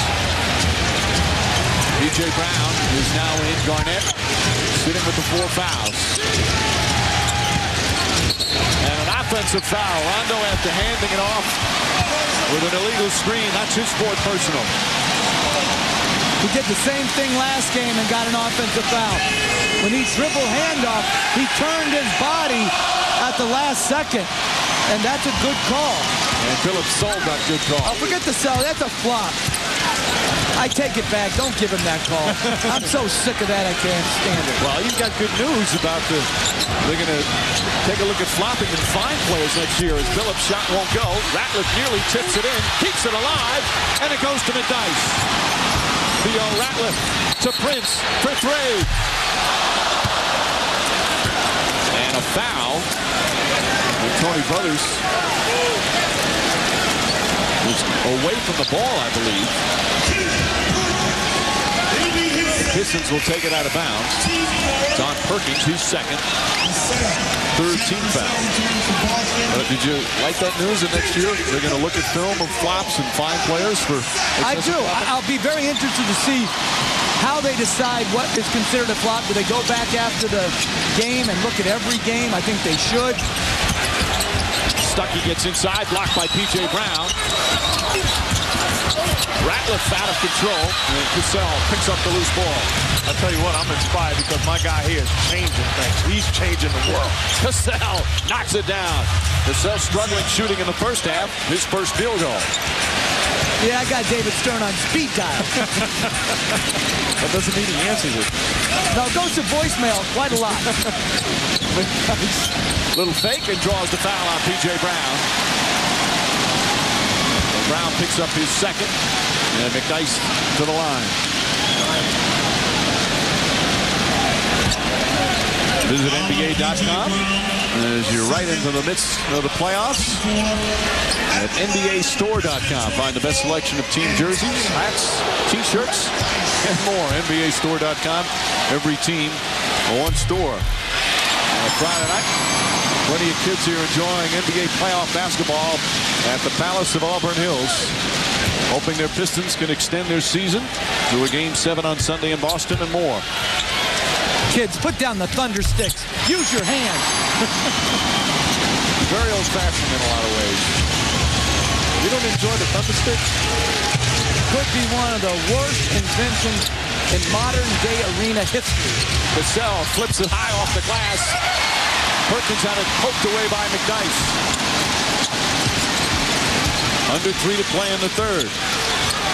This game has been close throughout. Largest lead by either team was 7. That was early for Boston. McDyess, the jump shot. It's good. And this is the largest lead for the Pistons. But guess how McDyess gets that wide open look. Pick and roll basketball with Billups. Comes off and hits him in rhythm. A 14-4 run for Detroit.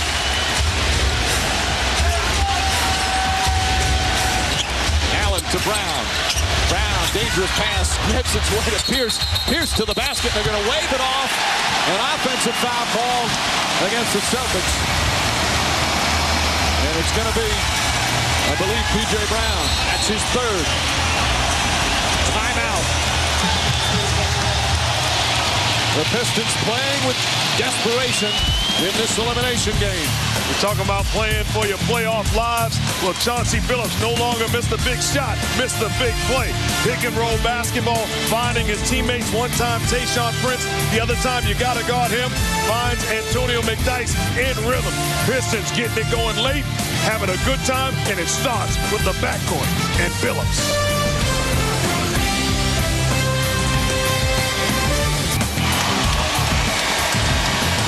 The NBA cares about the community. This season, NBA teams joining the international relief organization Feed the Children, an effort to help reduce hunger and provide for those with important care items. Players pitching in, packaging and distributing food and supplies to families in their communities, serving warm meals at local shelters. Feed the Children works with the NBA and the Players Association to deliver food, medicine, clothing, and so many other necessities to those in need around the world. The NBA, where caring happens. 2:09 remaining.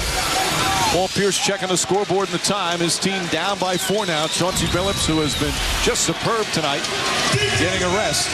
A key item here in the third. Celtics, who only had 3 turnovers in the first half, have 4 in this third quarter as Detroit has picked up the defense. And Boston's defense has failed them. They've already given up 25 points in this quarter alone. Often in the playoffs, as we've seen the third quarter turn things around in a number of series. Stuckey, boy, a lot of contact. And P.J. Brown called for the foul. Stuckey plays with such force. And again, he doesn't seem at all bothered by the big moment. I think he has the advantage of playing around veterans all season long. So he watches those guys on a daily basis during peak times, valleys, no matter what condition. The experience of being around quality guys really allows a young fella to grow quick. And again, he's a kid who missed the first 25 games. He broke his left hand in camp, so we watched for a while. He gives a lot of the credit to Lindsey Hunter. Hunter, he said, really took him aside, told him a lot about how to handle himself, about preparation. And Stuckey's one of those guys that he doesn't want to just be good. He wants to be a big-time player. And Hunter told him the only way you get that way is to work every day. And that's where these type of veterans like Lindsey Hunter really come into play, not with just what they can do on the court. And I love it because Lindsey Hunter right now is not just a player, but he's an assistant coach for this Pistons staff. When you can take a young fella and embrace him and also be in everybody's ear, it's invaluable, his presence on this Pistons team. Pierce looking. Ray Allen had a big first half. Cassell back to Pierce. Oh, and he gets fouled. No! They're going to wave it off. And call the foul on Pierce for initiating the contact with Bennett Salvatore. Looking at Doc Rivers. Rivers going ballistic along the sidelines. He got him up in the air. Let's take a look. That's a travel, if anything, but it's certainly not an offensive foul. No way. He can pivot into a man who's jumping forward. And now we have a foul. Well, not only that, this shot actually goes in, so you're talking about a possible 4-point play for the Celtics. And Pierce now picks up his third back-to-back fouls. But you know the only thing I don't understand is the inequity. Like Doc Rivers raced up the sideline screaming at him, which he has every right to do. But why does Kendrick Perkins get hit with a tee on a little bit of a reaction? I just think there's inequity when they call technical fouls. Now that might be on, he may have said something. I mean, you don't know if he said the magic word. There are a lot of magic words. Right. And he maybe that go on tee. Well, I'm sure that Doc Rivers said a magic word or two in that seat. Can't hear him from here. Meanwhile, Prince, you talked about his importance tonight, Jeff. He's come alive, 9 points in the third, and this is the largest lead of the game by either team. And I like the substitution, giving Chauncey Billups some well-deserved rest, saving him for the fourth. Pierce with a nice pass. Brown didn't get it off, but he got fouled. And P.J. Brown will shoot two. Foul is on McDyess, his third. I'm Doc Rivers. I'm not waiting any longer to bring back Kevin Garnett. I'm going to get my best players on the floor and see if they can get us back in the game, because right now we could be working with a double-digit deficit. Well, Brown comes in. Brown, who's in semi-retirement back in Louisiana, didn't get a call from any team and was thinking about, all right, his career might be it, as you see Garnett still on the bench. But Brown signing as a free agent said when he first came back, the game was a little too fast for him. Took him a while, but he has played very well in spot duty in the playoffs. Giving quality minutes, and I agree with Coach getting Kevin Garnett back in the ballgame, but I would get him in the start of the fourth quarter and then post him up. He has to play high post, get him on the block, and play through him. Under a minute to play in the third. It's been a good third period for the Pistons. And Tayshaun Prince, stucky jump shot. Too long, rebound Cassell. Leon Poe playing again. Poe on the drive, kicks it, ball knocked loose, out of bounds. They say last touch by Detroit. This is my fault.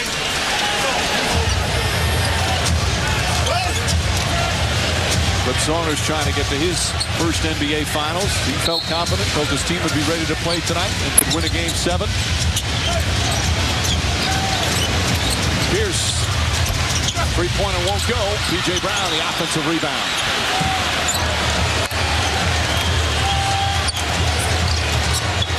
Sam Cassell on the drive, traveled.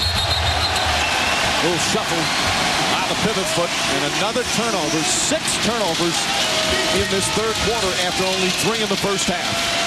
I think almost like a baseball play when you commit an error. Right now, Rasheed Wallace should be on the bench saying, way to pick me up, guys. Fourth quarter time comes. He has to be ready to put his stamp on this basketball game, because Theo Ratliff and Antonio McDyess have done a phenomenal job of taking this command of this game. About a second and a half difference between shot clock and game clock. Rodney Stuckey.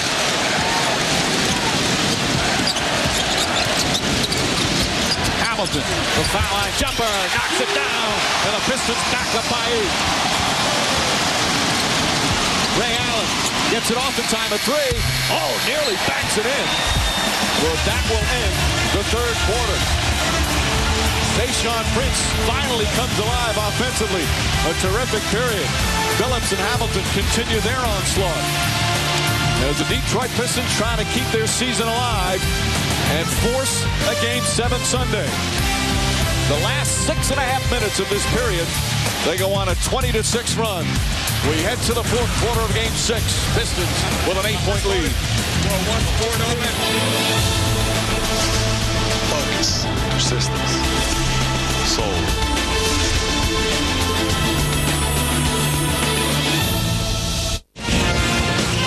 Back in Detroit, Flip Saunders, Pistons lead by 8. Big turnaround in the third quarter. What was key to that change of momentum? Well, one, we rebounded the ball better, and I thought we stuck more to our rotation defensively. We didn't get too discombobulated. Our guys stayed with their guys. We played more head up. And I always ask you this heading into the fourth, but what is your biggest concern as you look at these last 12 minutes? Well, we got to rebound the ball, and we got to be able to take care of their big threes, because I think Ray, Paul, and KG are all going to be very active, and so we got to take care of those guys and keep our composure and make sure we keep our aggressiveness. Thank you, Flip. Thanks. Mike? All right, Michelle, they want to make sure this is not their final quarter of the season. Being down 3-2 happens all the time to this team in the last 5 postseasons. This is the 7th time. As you can see, they've won some, beating the Nets and the Heat in 04 and 05, then the finals losing to the Spurs. So they've had their share of experiences. They've been in every possible scenario. Can they come back and force the Game 7 tonight? Ball knocked loose. And last touch by Ratliff. The difference there when they trapped Hamilton off the pin down was the high hands and the deflection. Too often, the man guarding Hamilton has his hands down, and he's able to pinpoint passes to the screener. Cassell, Pierce, Posey, Leon Poe, and Kevin Garnett out there. Ray Allen getting a rest, had a big first half, but a quiet third quarter. Pierce against Prince. Garnett has to shoot it, and a 24-second violation. Shot clock was about to expire. Garnett just 4 of 13. A rare off game for him against the Pistons this year. Good defense by the Pistons. Celtics taking too much time to get into their initial set. They've done a good job on him as Wallace comes back in. Again, foul trouble right now. Kevin Garnett, Rajon Rondo, and P.J. Brown each with 4 fouls. Wallace is the only one for the Pistons. Hamilton, even with that bad elbow, having a terrific game. Has Garnett on him. Out to Prince. Prince a 3. And rebound, tipped and taken by Pierce. Look, you got Hamilton and Prince being aggressive offensively, and Prince certainly put the stamp on this ball game. So Flip Saunders does not need Lindsey Hunter to create offense for them. He's getting it from those guys. Cassell, and he pushed off. Cassell's going to come out. Rondo and Perkins will come back in the game. Well, the Pistons win tonight, Sunday on ABC, Game 7 from Boston. Our coverage will begin at 8. Tip-off shortly after 8:30. Either way, next Thursday, the NBA Finals start on ABC. And it'll start in the East as the Lakers waiting to find out who they'll play for the championship. The number 1 seed in the West is in. Celtics with the number 1 seed in the East with the Pistons number 2. Hamilton knocks it down. 21 points for Hamilton. Really the advantage of knowing who you are. Theo Ratliff catches the ball at the top of the key, not thinking shot, gets rid of the basketball, hands it off to Rip Hamilton. First double-digit lead of the night. And a foul. It's called on Ratliff. Good old-fashioned do you. Theo Ratliff not ready to step into it. That's not his game. Gets rid of it like a hot potato. Hands it off to Rip Hamilton, and he continues to knock down Jay.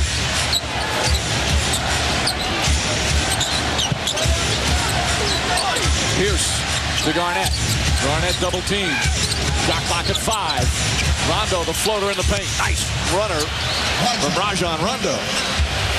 I think if you're the Celtics, you have to begin to think about getting Kevin Garnett on the post. Every catch so far has been on the perimeter. That's not where he's being paid the big bucks. Yeah, that's what Doc Rivers said before the game when asked him about what was the reason for the success in Game 3. He said part of it was we stuck with our post-up game with Garnett.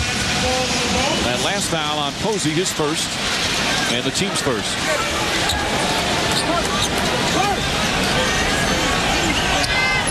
Tony Brothers talking with Rivers.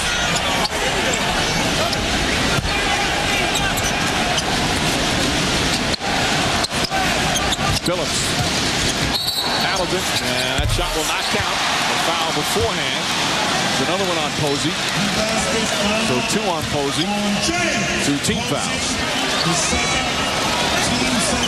Celtics, when they've gotten in trouble lots of times defensively in the playoffs, is they start committing too many fouls and send their opponents to the free throw line. They've committed 25 fouls tonight to 11. Posey comes right back, though, with a nice play for the steal. Second time he's deflected the ball on a catch-and-shoot play. Nice pass. Pierce and Perkins count it, and a foul.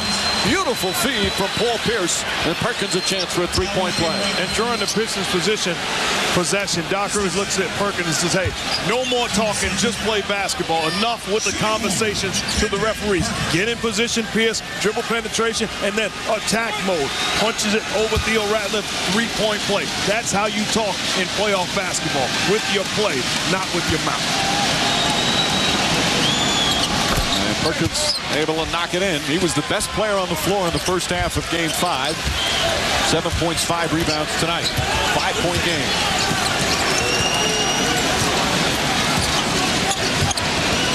Phillips. Wallace, good look for 3. Won't go. And Posey the rebound. That's good offense, though. That's pick-and-roll basketball. Phillips makes the right decision, and Wallace, a big-time shooter, just doesn't get the foul. Wallace has 4 fouls. Now he has 5. As Garnett will go to the line for 2. But that's on the block. That's where you have to capitalize with Kevin Garnett. Put him on the post, get him the basketball, put pressure on the Pistons bigs. Get everybody out of your way, and then in attack mode. Faces up Rasheed Wallace. Good job with the move. Gets the contact on the arm. Rasheed now with his 5th. But you got the ball to Kevin Garnett in the right position. So 5 fouls for Wallace. Garnett. Wallace, again, we've talked about it, as Garnett hits his first free throw attempt of the night. He gets a technical tonight. The Pistons win. He will not play in Game 7. He came close earlier. I think our cameraman should give him a tee right there. Throwing the towel at that camera. Hit him up.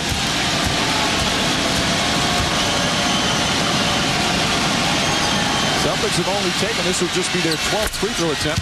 Garnett hit 2 clutch ones at the end of Game 5, as Boston's now scored 7 straight. And Mark makes a great point about post-up basketball.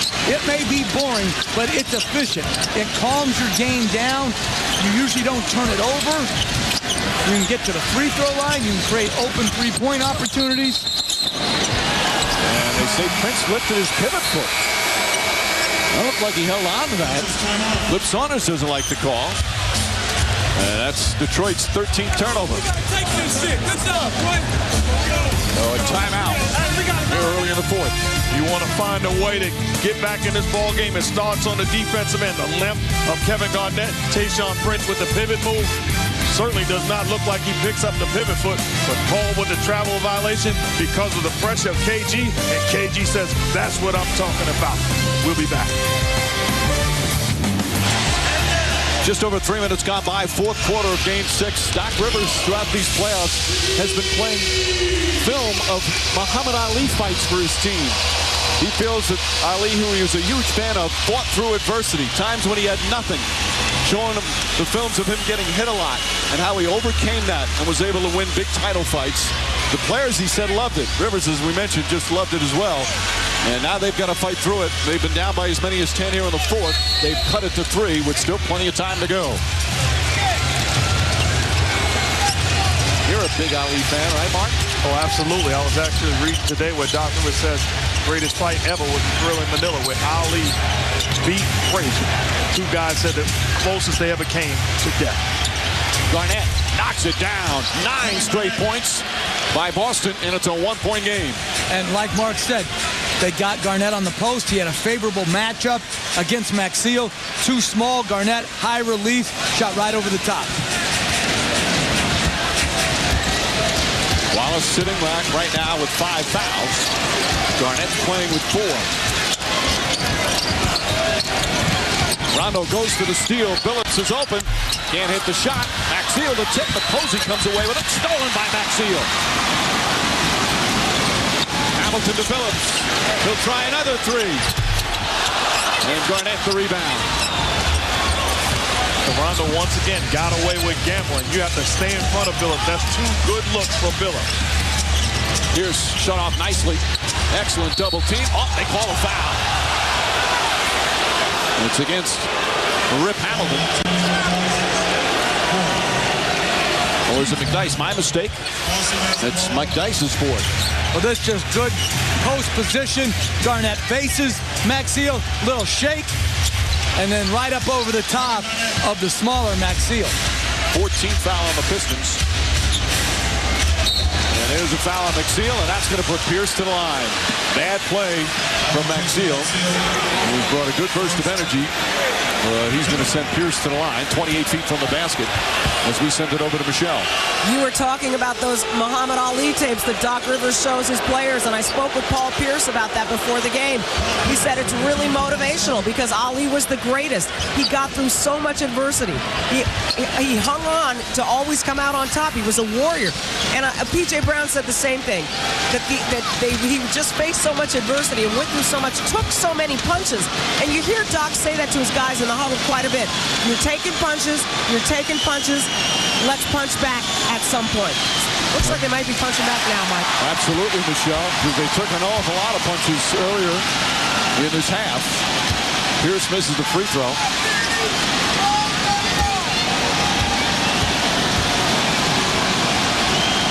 Celtics trying to close this series out. They're 0 for 2 in Game 6s so far in the playoffs. Lost Game 6 in Atlanta in the first round. Game 6 in Cleveland in the conference semis. They're able to win on their home floor in both Game 7s, but they would love to get a little extra rest. Game tied with just under 7.5 remaining. Hamilton stolen by Perkins. He does it again. And Rondo slows it down instead of pushing. I don't like that play. He has one-on-one against Chauncey Billups. Use your great quickness. Attack. Your best chance is in transition. Early in the shot clock. Pierce to Posey. Posey for three. Won't go. And Maxwell goes high for the rebound.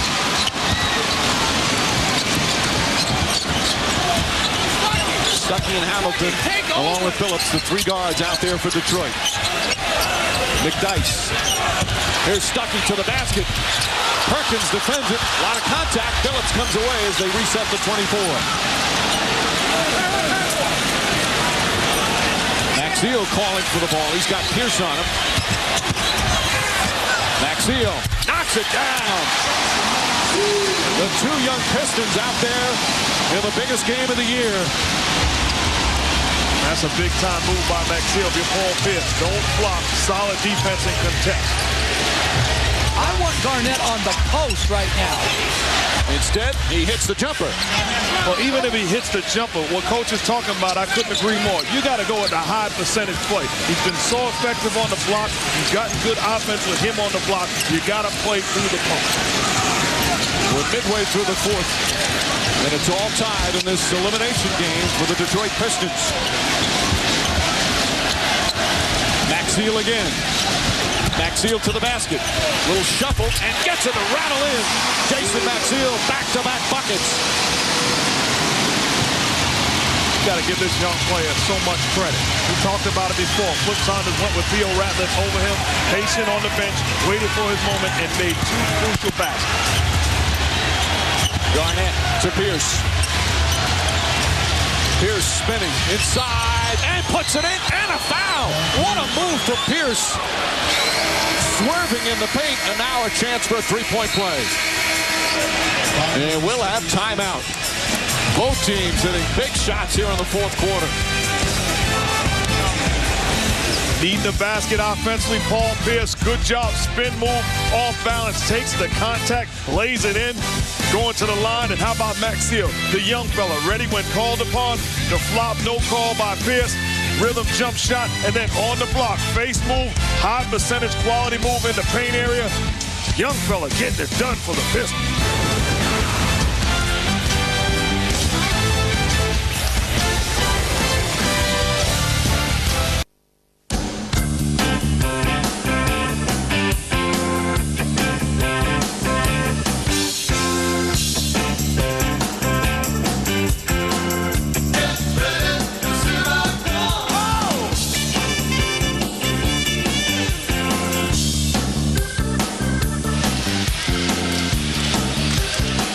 In Detroit, a tie game with just under 5.5 remaining.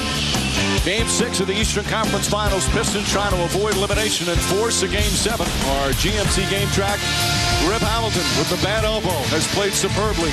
21 points for their leading scorer.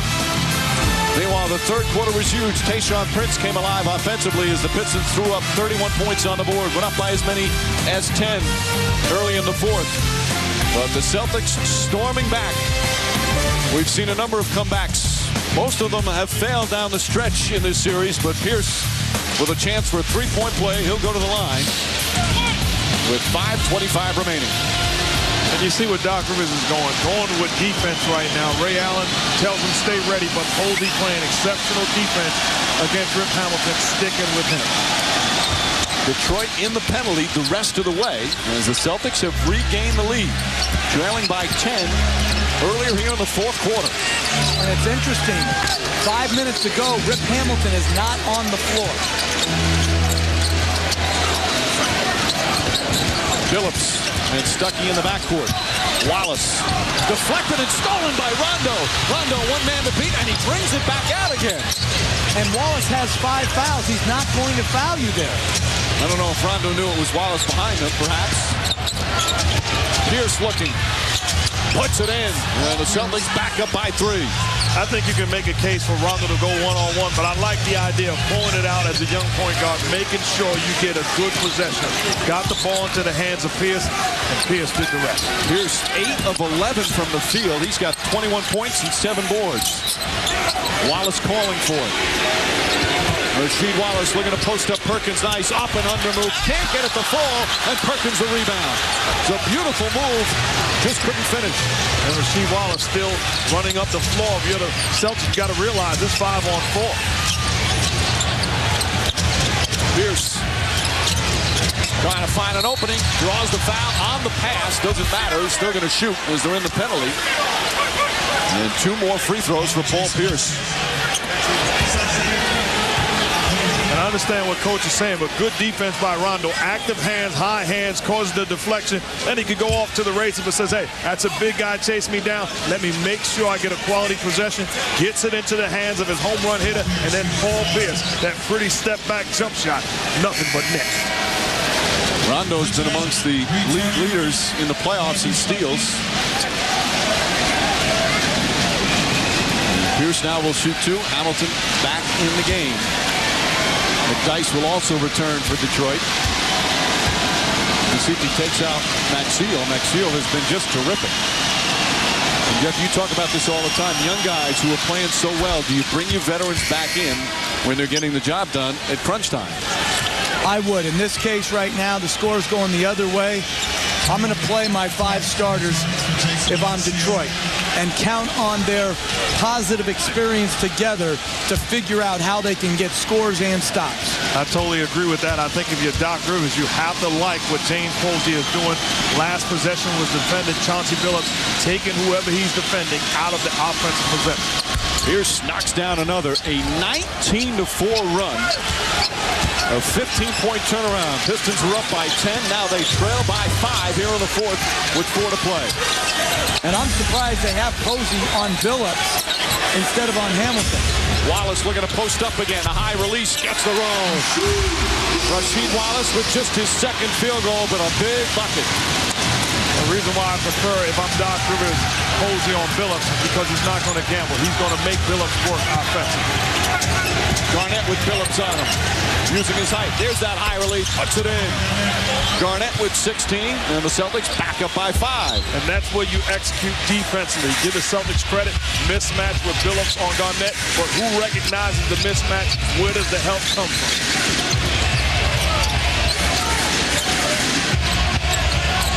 Once again, looking to get it to Wallace in the post. Garnett has 4 fouls. Now he has 5. They're not in the penalty yet. It's only the 3rd team foul for the Celtics.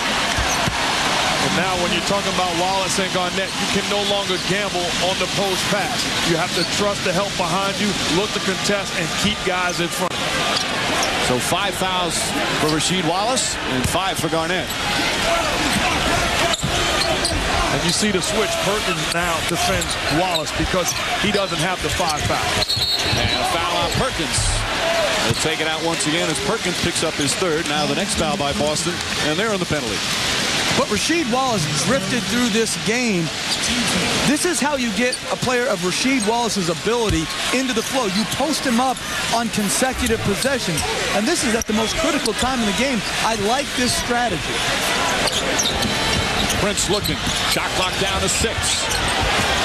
Wallace has to put it up. In and out. Posey with another rebound. Some big rebounds here in the 4th quarter for Posey. And a phenomenal job by Rondo coming from the weak side, contesting the open jump of Rasheed Wallace. That's how you execute defensively. Outstanding job by Rondo. And you can just feel the crowd so anxious right now. They've seen a double-digit lead knocked away. Garnett to Posey, 5 on the shot clock. Rondo on the pull-up shot. Puts it in. Big shot from Rondo, and it's a 7-point lead.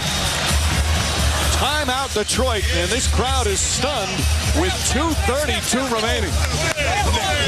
The Celtics shooting an incredible 67% from the field in the 2nd half. Well, you say what you want about the young fella, but he has made plays on the defensive end and then offensively. When it matters most, you dare me to be a scorer, gets it in rhythm, pulls up for the jumper. Talk about who gets it done. The big ticket, finding a way. Smaller Billups gets them in the paint area. Celtics on a 23-6 run, and it starts on the defensive end.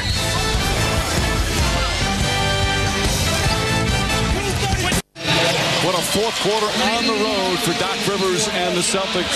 He is fired up about his team's play.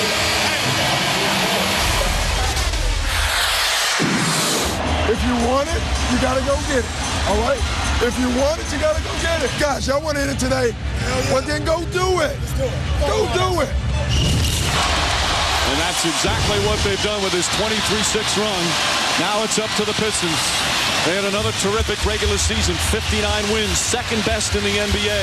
And they felt this year they had the depth, they had the health to get over the hump. They'd lost in the conference finals each of the last 2 years, but they felt this was the year they were going to get back to the NBA finals and a chance to win another championship. But right now, with 2.5 to go, they are down by 7. Billups gets past Posey easily, banks it in, and a foul. Chauncey Billups with a big bucket. And the lead just like that, cut to 5. Chauncey Billups, a great job of lulling Posey to sleep. If you're Posey, your job is to force Billups to the screen, allows him to go away, and then puts him on his hip, the contact, and the big-time three-point potential play. Billups has played 40 minutes. He's got 26 points. Make it 27. And it's a 4-point game.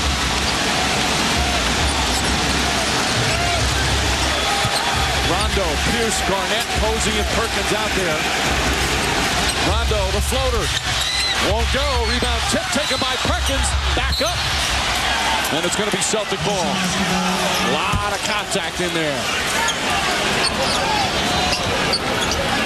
Wow, I thought Perkins on the second shot got hit and hit hard. Instead, the Celtics will inbound with 23 on the shot clock. Interesting, the Celtics went with a pick and roll with Rondo instead of Pierce with the ball on KG on the block. Posey. Garnett.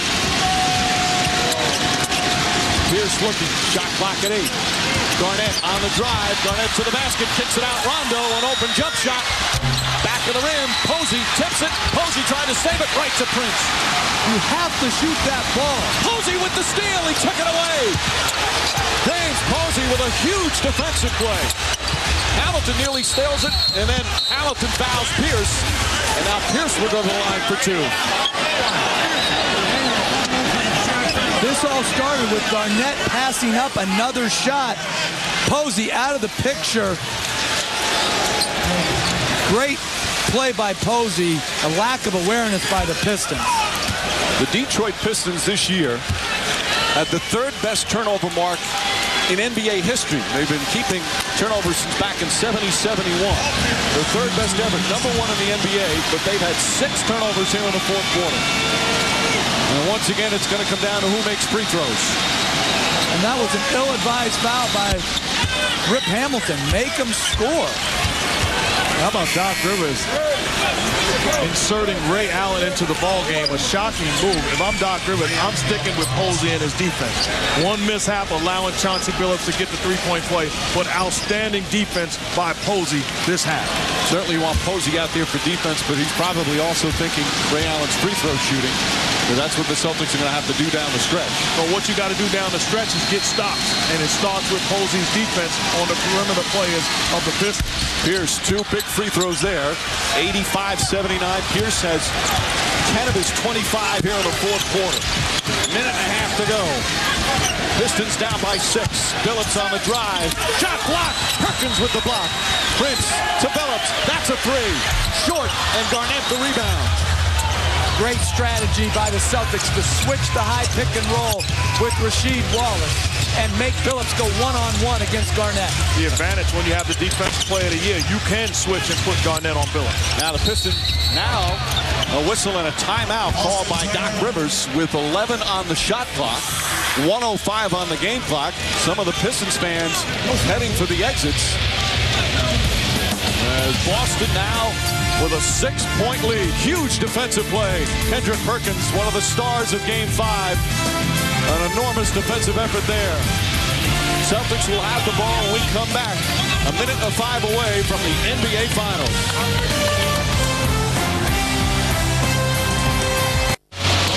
The Celtics' big three have all been to the conference finals before this season. They have 25 All-Star appearances combined between them. But Ray Allen, Kevin Garnett, Paul Pierce, none of them have been to the NBA Finals. They've got a great chance right now as the Celtics lead 85-79 with 1:05 remaining. And the big three huge, but also the supporting cast making huge plays here in this fourth quarter. Likes of Perkins and Posey. They're both out there with Rondo, Pierce, and Garnett. Perkins actually sitting now. Ray Allen's in. Detroit is downside, so has Boston. Detroit will be in a 1-2-2 trap with 11 seconds on the shot clock. Allen looking. Finds Garnett. Garnett to Pierce, lost it. Shot clock at 3. Pierce hoists up a bad shot in a 24-second violation, but not going to stop now as the Pistons will bring it up the floor. Under a minute to play. Phillips to Prince. Prince on the move. Good defense from Pierce. Hamilton for 3. Won't go. Rebound Garnett. And now the Celtics have to foul. They've got to think about fouling. They're down by 6. Well, the Pistons, I should say. And Garnett is fouled by Prince with 36.6 seconds remaining. And Boston will advance if they hit their free throws. Flips on his, you see the disappointment right now.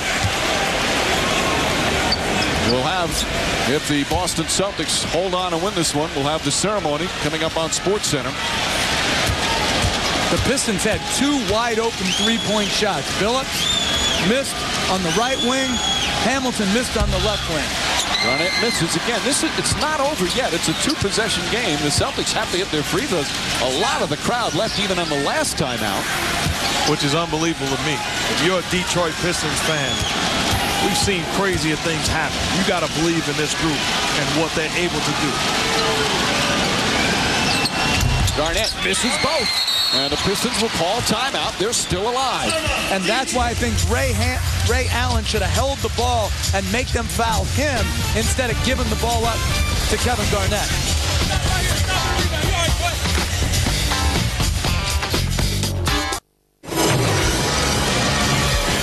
What's good? I'm Stuart Scott with this SportsCenter right now. Rough day for the Williams sisters at Roland Garros. Both lost their third-round matches at the French Open. There are no more American women left in the draw. And make sure you stay with ESPN after Game 6 between the Celtics and Pistons for full post-game reaction and analysis, live from the Palace at Auburn Hills. Now let's go back to Mike, Mark, Jeff, and Michelle.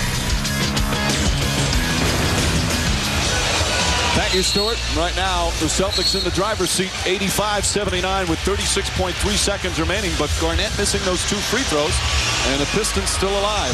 All right, Jeff, with Detroit, what's the strategy here? Do they have to go for a three-pointer right away?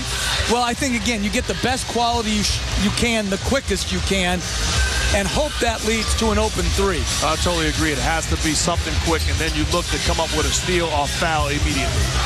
Chauncey Billups will inbound. Hamilton, Wallace, Stuckey, and Prince out there. Pistons still have a timeout. Neither team with a foul to give. The Celtics have 2 timeouts remaining. What a fourth quarter for Boston. Trying to close this series out on the road. Rasheed Wallace steps back for 3. Way short. Rebound. Pierce. And they foul him with 30.7 seconds remaining. And again, all Boston has to do is hit their free throws, and this one's over. Really can't say enough about the way that the role players for the Boston Celtics came through when it mattered most. We've been on Rondo all series long. In certain moments, he came through huge, making plays and proper decisions. And then James Posey defensively and Perkins also big time on the boards and the big time shot clock. And their big time scorer, Paul Pierce, terrific fourth quarter. They have outscored them here in the fourth quarter, 25-11. And Pierce misses that one, so it's still a 2-possession game. Got to make foul shots, but how about Posey defensively, the big play? Kevin Garnett on the switch, gets beat by Billups. Perkins, big-time shot block. The role play is finding a way, but Pierce, they must make foul shots. 3 straight misses now to keep Detroit in the game. And that's a big one that makes it 7. Again, the Pistons still have a timeout. Not going to call it here. They've got a push. Stuckey rushing it up the floor. Kicks it out. Hamilton. Hamilton for three. Won't go. Allen the rebound. And Stuckey fouls him. And it looks like it's going to be it for the Detroit Pistons as the Boston Celtics on the verge of going back to the NBA Finals for the first time in 21 years. I mean, you can just feel the disappointment here at the Palace. They've struggled on the road throughout the postseason. They've lost a couple of Game 6 in the first 2 rounds. The Boston Celtics getting ready for their date with the LA Lakers in the NBA Finals. And you see Doc Rivers still coaching. Says to Ray Allen, don't leave Rip Hamilton all by himself. That's not your help responsibility. Still coaching. You're about to go to the final. The Celtics last year, 24 wins. This year, 66 victories. Best in the NBA. And now a berth in the finals. One of the greatest turnarounds in NBA history, certainly statistically. And they'll get a chance to play for a championship. Phillips brings it up. He'll drive to the basket. 88-81. Rondo to inbound. Let's see if the Pistons let the Celtics just dribble this out. Throw it ahead to Pierce. Pierce is fouled. As the Detroit Pistons are going to lose in the conference finals for the 3rd straight year. Another strong season will end in disappointment for Detroit. And you see their team. Wallace, Phillips, Hamilton, McDyess. They've got some good young players in Maxiell and Stuckey. And that'll have to do. You guys feel that next year they'll come right back and be in the thick of things again, especially with these young players emerging? Well, I believe when you look at this Pistons team, they are certainly in the mix. You look at the talent level, guys are not too old. They have the ability to be back in the picture and have a legit chance to win it all next year. But it's another year that they're one of the NBA's best, but will fall short of their goals. Garnett the rebound. And now the Celtics will just dribble it out. A celebration in Boston tonight. It's been a long time. The Celtics going back to the NBA Finals for the first time since 1987. What a great victory for the Celtics. They win the Eastern Conference Finals in 6 games. And now it's on to face the Lakers.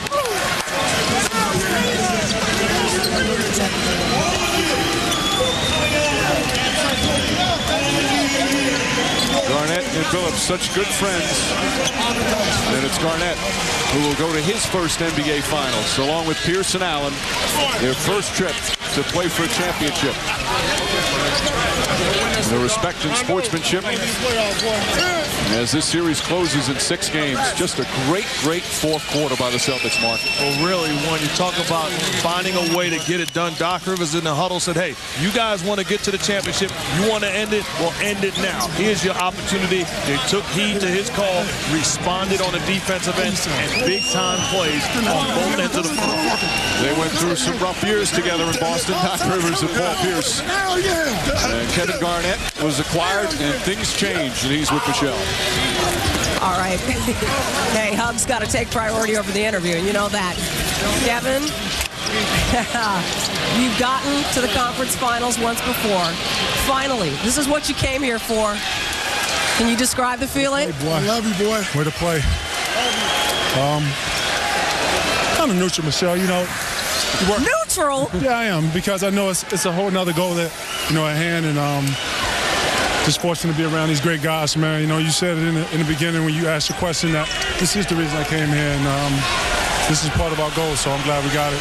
Now, we know about your relationship with Chauncey Billups. You guys go way back. You're very close. What did you say to him? We saw you talking to him there. We just both looked at each other and said, hell of a battle. You know, looked at Rasheed, said the same thing, and he wished me luck. Told me I've been waiting all my life for this and to take advantage of it, so I am. Congratulations, Kevin. What's up, Bram? What's up, Peanut? Okay, Paul Pierce is right here, and I hear him saying, 10 years. 10 long years, baby. We in the finals. I love it, baby. Back in the finals. I'm in LA. Let's do it. Well, that says a lot. When you and Kevin were at the line there to ice the game, and you guys missed 3 free throws in a row, man, what was going through your mind? I'm thinking about getting this game over with. We're up about 5 or 6 points, and The buzzer couldn't come any sooner, man. I'm just proud of all the hard work. You know, at that free throw line, I started thinking back way to training camp, all the hard years I put into Boston. To finally get to this point in my career, man, it's nothing better than this. You and Doc, a real special embrace, kind of fun. Talk about what you guys said to each other and what that meant. I said we finally made it, man. Through everything that's been talked about, you know, people doubting us. A year ago, I remember just being at the bottom of the ocean and didn't know how I was going to get back to the top. But, hey, what a difference a year makes. They stuck with me, and we're right here in the finals. You know, Doc's been showing you guys a lot of Muhammad Ali tapes of Ali taking punch after punch after punch, and it seems to me the Celtics took a lot of punches getting here. Fly like a butterfly, sting like a bee. Let's go, baby. We're in the finals. You ready for the next punches coming at the hands of the Lakers? Oh, yeah. It's going to be great, man. You know what? The crazy thing about this is I grew up watching Boston and L.A. That's what got me into basketball. And now that I'm going to be a part of history, it's going to be something I just couldn't imagine. And it's going to be great. It's going to be great. Congratulations, Paul. Thank you. Mike? Well, for the first time since 2000, the number one seed from the East will face the number one seed from the West. It's going to be the Celtics and the Lakers in the NBA Finals like the old days. Paul Pierce, so many ups and downs in his years with the Boston Celtics, especially after last year, one of the worst seasons in franchise history, possibly to turn into one of the best. Well, the Boston Celtics, for the 20th time in their franchise, will head to the finals. They've won 16 times trying to get a 17th championship, and it will start on ABC next Thursday. It's a 2-3-2 format, so the first two games in Boston, then the next three in Los Angeles at the Staples Center. A tremendous fourth quarter for the Celtics. They outscore the Pistons 29-13 to win the series in 6. Stay tuned for ESPN for SportsCenter. In just moments, we'll be back to Detroit. Complete coverage of the victory and presentation of the Eastern Conference Championship Trophy. So for Jeff Van Gundy, Mark Jackson, Michelle Tafoya, and our entire fabulous ESPN crew, this is Mike Green saying congratulations to the Boston Celtics. They're heading to the NBA Finals.